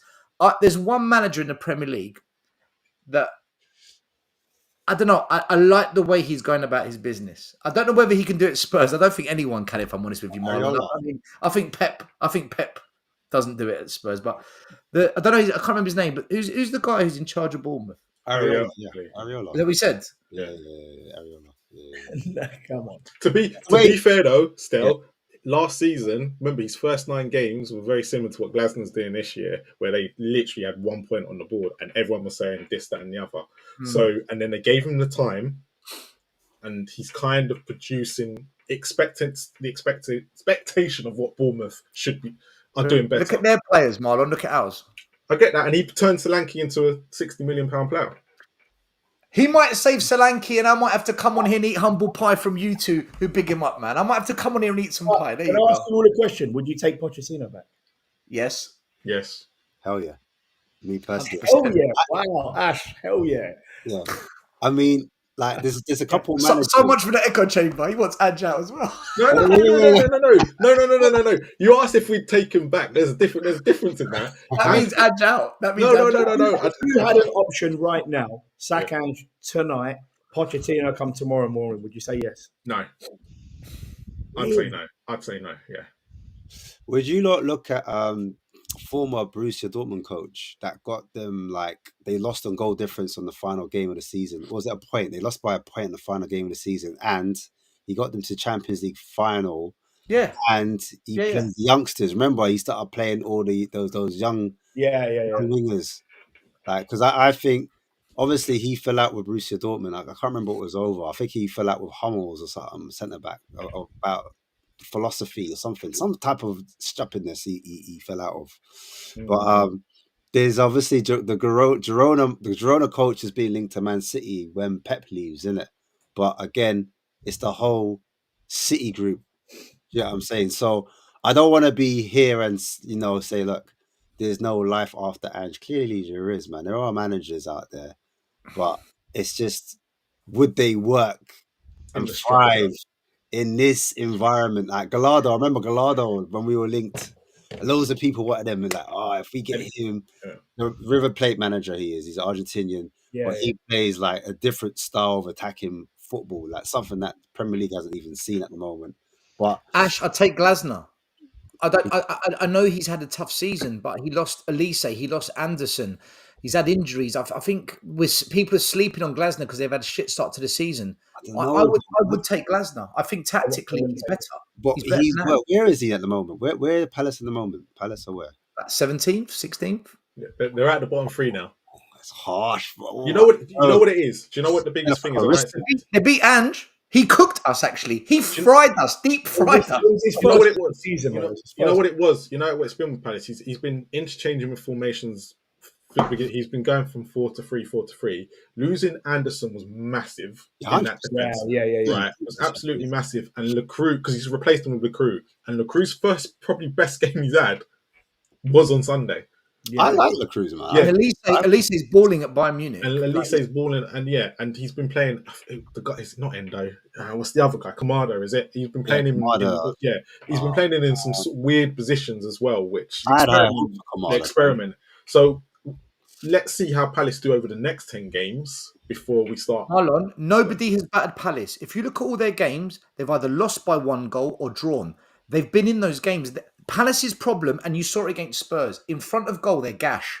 I'm not having In front of goal, they are terrible. If they just had someone that could take chances, they're a mid-table team, maybe a little bit above, but they can't finish chances. You saw it against when we played them. That's So been their weakness. where do you think Glasgow would take us then? With this current squad. I think we challenge for top 4. You reckon he'll get us top 4? Yeah. I said challenge. I mean, challenge. You reckon? sorry, my bad. Sorry. Interesting. I don't know if Glasgow. Because I hear where you're coming from. You're saying because he's able to adapt, he's able to tweak. He's got a bit more. He looked at Spurs and says, "Do you know how you beat them? 4-man press." And yeah, he did do that. He did do that. To be fair to him, he was tactically very good against us. He did, and it wasn't like Brighton. Okay, half time. Okay, I know what to do. And minute one, he sussed us. He was so naive. But you know what's funny? Because like I said before, I saw how he was playing before. He was playing a lot more sit back. Against Forest, he allowed them to, literally, he allowed them to dominate. You know what I'm saying? And then against us, he's done the total opposite, which kind of frustrated me because I was like, because he's done his homework. That's what happens when you give Nuno time, Ash. Very true. He's done his homework on us. To be very fair, true. Who knows if Nuno was given 18 months? I think with Nuno, what's happened there is, and it's obvious to me, he's good at clubs where the pressure isn't piling down. At Wolves, the pressure's what? Try and get in that top 10, maybe knock on the door of Europe, and he did it. Yeah, but to be fair, at Wolves, Forest, he's had pressure. bad Don't get relegated. Again, but at Wolves and Forest, so at Wolves, he's bad. He had a bad start at the beginning and then got them going because he was in the Championship, so we didn't look at it. And then at Forest, he did have a bad start, but Forest were bad anyway. So at us, he's doing exactly what Ange is doing now. Because the 50-50, he was winning some, losing some, but because of our expectation was so much higher, we just didn't give him the time. You know what? Honestly, right, I would love it to work for Ange. I really would love it to work for Ange, but I do think he needs to stop being arrogant. He's at the moment, his arrogance is killing us. He just needs to be a little more defensive minded and stop coming out saying stuff like, we don't need to focus enough on defending. He does need to do more work. It's the media training. I think with Ange, he's not the guy, if that makes sense. Yeah. So I think Ange can improve on his position, what we're doing right now at the moment. But I just don't think he's the guy that gets us to the promised land, if that makes sense. Yeah, but he could. Listen, this team can win the Europa League this year. They could. If they, I don't think they will. I agree. I don't think they will. But if we look at the players that Ange has at his disposal, in terms of the Europa League, maybe not top 4, but in terms of the Europa League, it might get us over the line with a good system. And the coaches are more in Europe. I just think some of them European teams are so bad that we might get a couple of good draws and we might move ourselves into good positions. But with our players having low confidence because they can't defend, because the systems are not good enough, it's never going to happen. And I actually credit Man United for what they've done. They've seen the situation, gone, you know what? We ain't getting top 4. We can get Europa League, getting a new manager now. Let's stop this nonsense. I understand they could have done it in the summer. I get it. I understand that. They could have done it last season. I get that. But clearly they were speaking to managers in the summer and they couldn't get the one they wanted. So how do you know we're not in the same boat? We possibly are in the same boat. What I'm saying is, how long do we give this man? I'm talking about our manager. How long do we give him before he keeps on crucifying us, being tactically inept, being not worried about his defensive? Okay. Quick question though. This is probably kind of last question. It goes with the theme of what's happening with the game tomorrow. Yeah. If he was to sacrifice the league off and we got these in different results, but the cups, the FA Cup, the League Cup, and the Europa League become the more important factor in all this, are you going to take Sunday's results if that was the case? If competitions were taken more seriously? Yeah, I probably would. I probably would, to be fair. So if he goes he goes to get the win tomorrow, specifically the cup run, specifically Europa League, only because it gets us into Champions League. So I mean, I don't think we're going to get Champions League personally. I think Chelsea are much better off than us, and Aston Villa are much better off than us.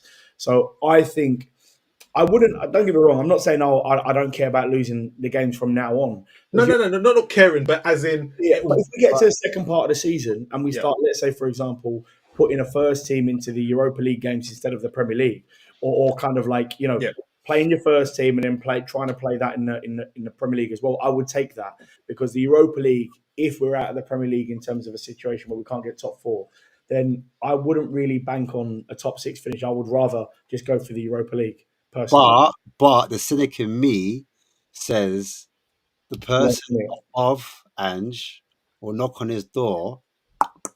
Yeah, because he's a rat. Ding, ding dong. Because he's a rat. We all know he's a rat. He'll be like, listen, what am I gonna do with a rat? I need you to focus. I need you to focus on the league position. Because guess what? The league position, the higher you go up, the more revenue you get. And the more revenue we get, the more money we get, if that makes sense. More advertisers. I would argue against that, actually. I would argue the TV revenue is 150 million quid. So compared to what, a League Cup that everyone's kind of, Yeah, I mean that's why if Levy wants to say let's focus on the Premier League, I would argue and say, well, hold on a minute. If we're in a position where we are unlikely to get Champions League football in the Premier League, so we're unlikely to get into that top four, then why would I keep on putting my eggs in the Premier League when I know that Europa League, with all due respect, the only decent teams in that Europa League is probably 2 or 3, and United probably could win that with a new manager as well. I don't think it's massively hard to win for a team like United. So if the Premier League was out of our reach, then, as in what I mean by Premier League is top 4 is out of our reach, why would you not put your eggs in one basket for the Europa League? I feel like with Amorim in the position that he's in now at Manchester United, I'm assuming that he's the manager. Mm-hmm. I think their target is to win Europa. I've got it. Like, I agree. I think that, and the fans, they expect them as a club to win Europa, not maybe get top 4, maybe get top 6.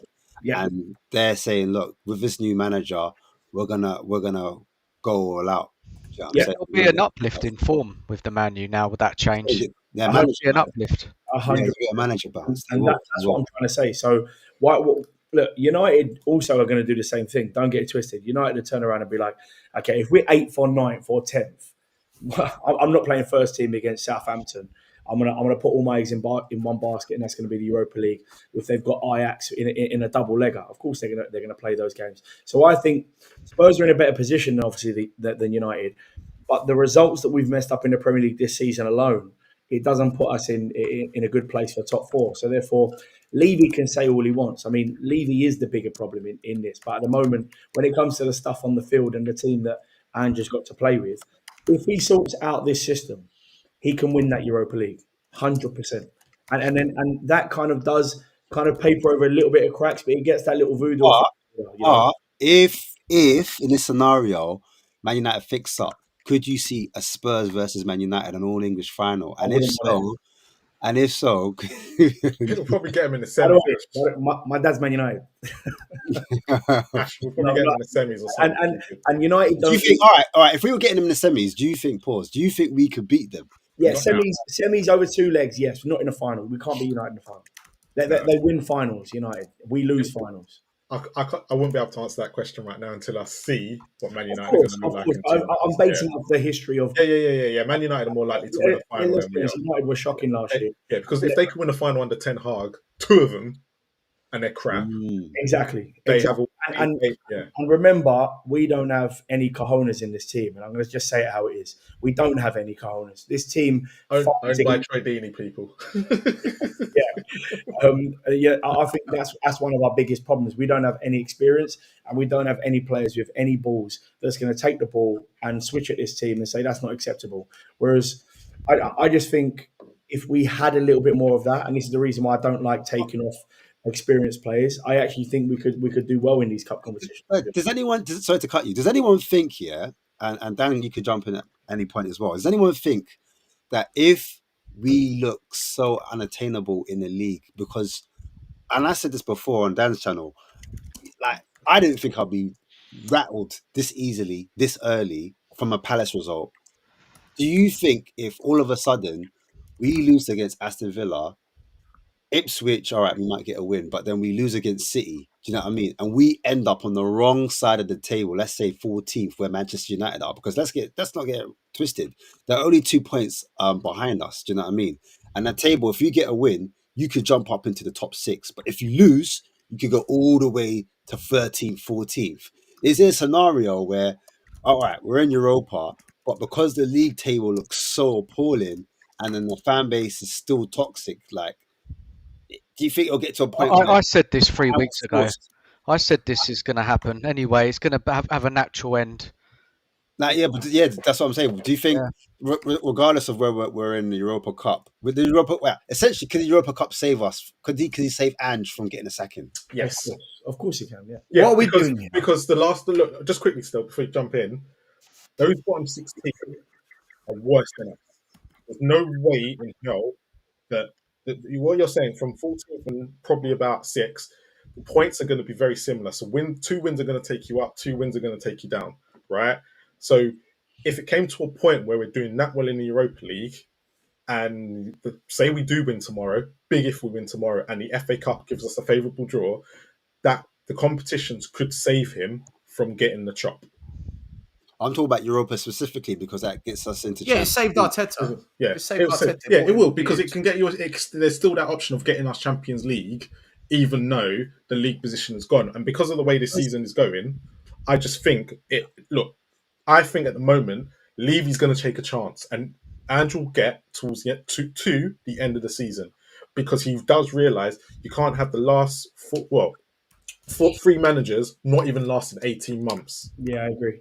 You can't. You just can't do it now. The reason why I mention it, because there is a possibility we lose against City tomorrow. There is a possibility. I'm not going to rule that out to say like it's a foregone conclusion that we beat City, even though they've got a week inside of they're playing the kids. They're still City. They're still a bit of a dangerous team. And I think that gets him out of trouble tomorrow, because it is City. That's assuming that he wins. But even if he loses, Yeah, I think because the excuse in the FA Cup last year was he lost to City. You have to take that scenario out of the equation. I see what you're saying. So I think if we lose to City tomorrow, a lot of people are going to look at it and go, well, technically we shouldn't be beating City anyway, no matter what team you lose heads. You don't think the fan base will get a wobble if we lose against City and then we have to play Villa and we don't get a result against Villa? There's already a wobble. Yeah, but it'll be the manner of how we lose to City tomorrow. If like it depends on who plays for both teams. Both teams, yeah. If we go strong, and we lose, going to be problems. If they go weak, week, then I think you're right, Marlon. Fans will be like, you know what, we didn't put a strong team out. Exactly. Yeah, and he'll get a bit of pelt as if we do put a weak team out and he loses, because everyone, a bit like Fulham last year, why are you not playing a stronger team? However, because it is City, there is a mentality, because you can see it. Everyone in their back of the mind is going, it's City, right? We're not really expected to beat them, right? So he will get a free pass, but he's got to keep the Europa League up. And hopefully the FA Cup will not bring a top 6 side away from home, because that's where we struggle, especially, and he'll get away with it. And also, we are playing Galatasaray in our next Europa game away.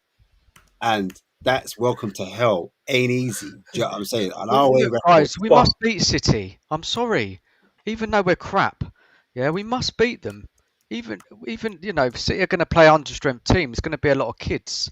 We don't know. But it depends, isn't it? Because we don't know because even City's second team, half of them. It does depend on the lineups. It's going to depend on the lineup. We can't say that we have to. We can't beat them. No, because the thing is, we talk about it, but Rico Lewis and them guys, that's City's. Surely, man, we're at home. Yeah, but it doesn't matter. We're playing one of the best teams in the world. If not their first team, we must beat them. But we don't know how. But again, the question is, we don't know how many that first team's going to be playing, because Pep is saying one thing. I do believe that it can save us those competitions, but I mean, you can't be dropping to 13th, 14th in the table. That's just unacceptable. I do think that if that was the situation, I don't think that's going to be the situation. But if it was, fan base, I understand. Yeah. I think Levy holds fan base will turn a bit toxic. I do. Yeah, but I think Levy will hold his nerve this time until the end of the season. Regarding Spurs, okay, this is where I'm at with it with Ange completely. I think top 6, I don't think we're going to get it. I think Liverpool, Man City, Arsenal, your top 3, whatever order. Then 4th place is a battle between Chelsea, Villa, and Brighton. For me, Chelsea under Maresca with Neto and Cole fit. The only European games they've got is the Conference League, which they'll put a B team in all the way probably to the end. And Cole Palmer's not even in the squad, so he's fully fit.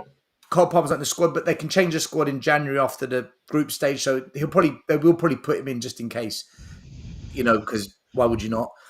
But for now, you're right, he's not. So they're almost like playing one game a week.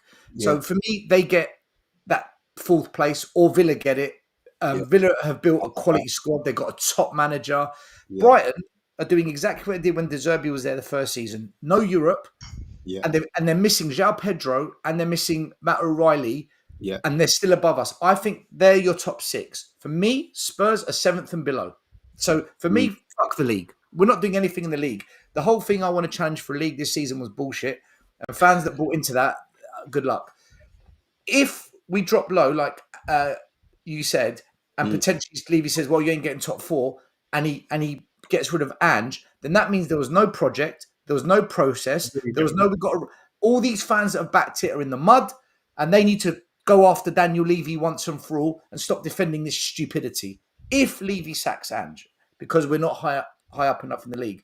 In terms of the cups, I don't think we'll win the Carabao Cup because I don't think we're going to play a strong enough team, enough games in certain games. Not even the quarter final. You don't. If we get to quarter final, you don't think we'll put because team up. No, because not with Europe. Say again, Marlon? We'll end up getting Liverpool away. Exactly. I'm thinking this. This is what I'm thinking. We'll probably get like one of the top teams in the quarters or semis. Not go strong, Ash, in my opinion, because he knows he's got a thin squad. He knows that bench is dog shit. So I don't think he'll go strong in the final. Has really been backed then? Really? Is Ange really been backed? This is what I'm trying to get at. I don't ask him. He said it's on him. He said he knew what. Yeah, but you've got to read it between the lines. The whole thing's a sham. He's a yes man. Then he's I don't know. Sham, man. It's an actor then. Listen, for me, you can't be that arrogant and then be a yes man. I'm really sorry. He can't. Ash, he can't have it both ways, right? He can't have it both ways. You can't turn around and start talking about trophy second year. I'm this, I'm that. Oh, it's the way we are, mate, and all of this nonsense, and then turn around and be like, he comes out and says, "I always win trophies in my second season," bro. He's arrogant, man. What was it? He saying that like some people like the swag. Some people like the fact he's no. Wasn't he saying that because he's not saying he will do it with us? He's just saying that I have one. Yeah, but you shouldn't say anything. You shouldn't say anything. I'm not saying that I will do it here. No, he was asked the question. For me, it's arrogance. He was asked the question. Yeah, what can you do? What can you do if he's asked the question? Ash, and he Ash is arrogant. He said, ask me a question, bro. You need to understand one thing. Why are they asking him these questions? Because they're digging him and he keeps on biting every single time. Not media trained. Marlon was saying. Yeah, his media trained is awful. So of course, if they know they're going to get a tick out of him, they're going to prod him. They've done it against Palace every time. Oh, you do realise the fans are not going to be happy with that. Of course, they're not. He's not fucking stupid. Of course, they need the headlines to write, bro. Ash, you're being a little bit fraudulent here, right? Because what you're saying, he's being a bit fraudulent here, right? Because what Ash is saying is, when Ange says, "I always win in my second season," but he's not lying. But when he says, "I've been back, these are my players," he's lying now. So what he's saying, sometimes he lies, sometimes he tells the truth. What he's saying here. That arrogant. Does it not go back to Jory's point, though? Jory's super chat from earlier, where he goes, he's been quite disingenuous with us and the stuff that he's been saying in the media. 100%. But by the way, he was disingenuous after the Man City. That's why some of us call him a puppet. He's having us on. Ange is having us on.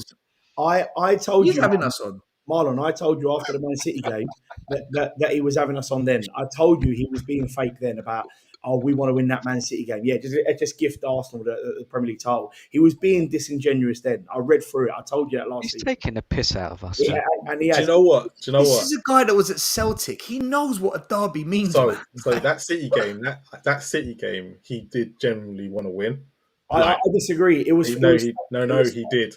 He went in and laid into us. I think there was a couple of things. He went and laid into the fans and the atmosphere for that game when he went into stuff and the backroom stuff. Okay, I'll flip it on you and say if he wanted to win that game, knowing the situation that we would basically be doing this and giving Arsenal a Premier League title, he's not good enough to be a Spurs manager.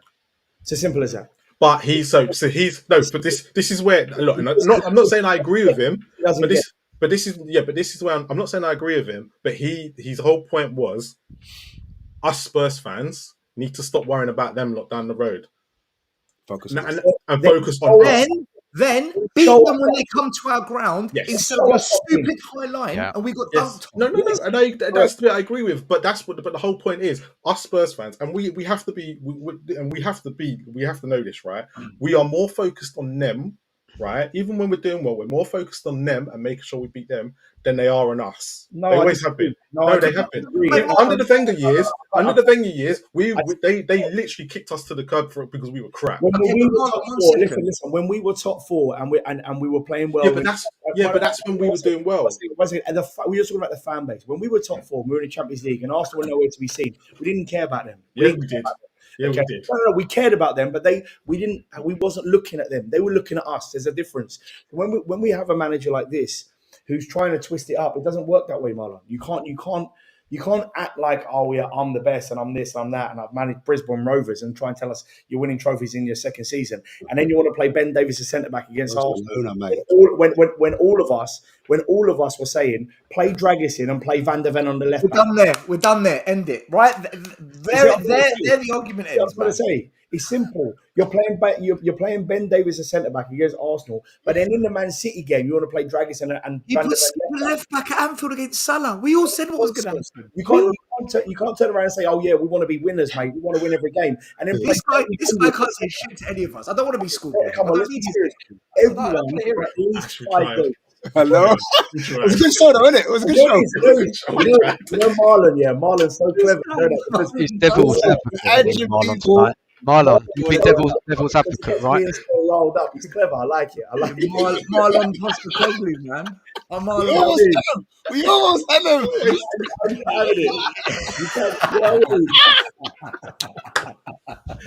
You're not playing Ben Davies at centre back when it should have been Dragis and Van der Ven at left back and tell me that you're a good manager and you want to win trophies, mate. Come on, seriously.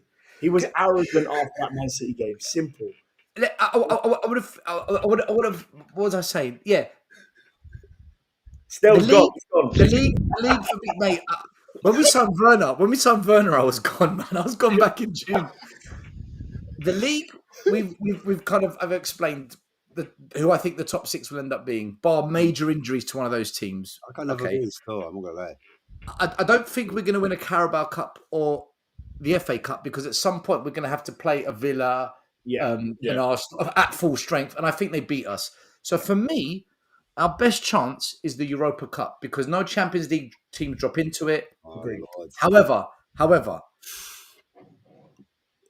don't think we'll win it. I don't think we'll win it because we'll play that one European team that's actually got good players that actually play well, and their manager tactically does what Brighton have done to us, Palace done, and we're going to get knocked out. However, guys, I will say this. If we change manager this season with a manager who's tactically better, I think the Europa Cup is game on. 100%. I think it's game on, but not with Ange. 100%. And on that note, big up the super chats. Big up the super chat, super fence. I saw you put one in earlier, and he goes, "It's simple. You need to play 2 6s and a 10." And thank you for the super chat. Also, thank you to everyone who's been in the chat tonight. Absolutely brilliant. It's gone off. It's been up and down. Me and Ash have been trolling, so it's been great. Telling you. Why do we get sucked into it every time still? Why? Because we're Greek. We're like Ange. We're fucking all over the shop. Dan, do you want to tell everyone where they can find you and whatnot before we go? Yeah, I need a stiff drink after that. That was a lot. It was a lot, but it's been a great show, guys. Thank you, everybody. Nice to meet you, Andrew. Still, big up to you, big up Ash, big up Marlon, big up to everyone in the chat. Yeah, great show. Yeah, me and Nige Pure Coys, we stream on Tuesday nights, 7:30, Beyond the Lane. Yeah, please come down, give us a watch. And yeah, good night, everyone, and thanks a lot. Big up. Andy, people can find you on Insta. Find me in a back on here. Find me. Yeah, I'm on Instagram, AP_personal training. So yeah, always a pleasure, gents. Thank you for getting me on, and we'll do it again soon. Stel, did we catch you? Did we wheel you in? Yeah, you did. I'm upset, you know. And you know, I was like, I've just realised what happened, you know. I'm being I'm not happy. I was winning my second season. I got Levy, man. I got proper Levy. Good boy. What you got coming up on Tottenham away this week and over the next couple of days? Yeah, no. First of all, thank you for you two for having me on, man. I've loved it. Good to see Andrew again and Dan as always. Yeah, just whenever there's a match, we go late live that night, 10 o'clock, 9 o'clock. We do a show. Monday we do shows, but look, I just want to make this very clear to people who watch. I am Levy and Enoch out above everything else. Change the manager, nothing changes. Levy's the problem. He's the poison. Unless there's mass boycotts, mass protests, nothing will ever change at this club. However, I think we can get a better manager than Ange for now. And that's where I'm at with it. So big up everyone. Before I bring Ash in, I wanted to say thank you to everyone in the chat, and hopefully you think me and Ash challenged these three as much as we could, right? Even though me and Ash sit on the fence a lot of it, but we've challenged these three as much as you could, and it hasn't been one-way traffic. We have tried to defend Ange as much as we can with these three, but obviously you can see their opinions are made to where they are. And actually, I was quite surprised because out of all three of you, Stel was probably more leaning towards Ange than Andy and Dan. They're like, gone. No, listen. Dan doesn't speak for 20 minutes and goes, get him out. He had enough. I'm saying I want it to work, but he needs to be more defensive. No, of course. Yeah, no, we know, bro. If not, he can go. Simple. We know, man. But yeah, man. Big up each and every one of you, man. Big up Marlon as well. Tomorrow, as always, we go back to it. You know, that rival talk. It's gonna be a bit techie because it's gonna be straight after a City win. I mean, a City loss. I mean, a City draw. I don't know what's gonna happen. I don't know. We know. Man United fans are happy. Man United fans are very happy now. Yeah, Man U fans are very happy. So yeah, you'll hear a lot of Man U chat, a lot of Spurs chat, reacting to it. But yeah, if you guys do find us after match reactions, well, we're gonna be here. We'll still be streaming on Rivals, man. We'll be here, man. So please make sure you like, you share, you subscribe, and always big up the chat, man. Big up the chest, helping us with a fantastic show as always. Sorry we couldn't bring up all the chats today. We were slightly overwhelmed, but yeah, man. That's it from me. So thank you to everyone. Thank you to the panelists. You've all been great. Everyone in the chat, all the new subscribers as well. We've got tonight as well. Thank you as well. But as always, come on, you Spurs tomorrow. Let's do this. All right. Good night, people. Good night.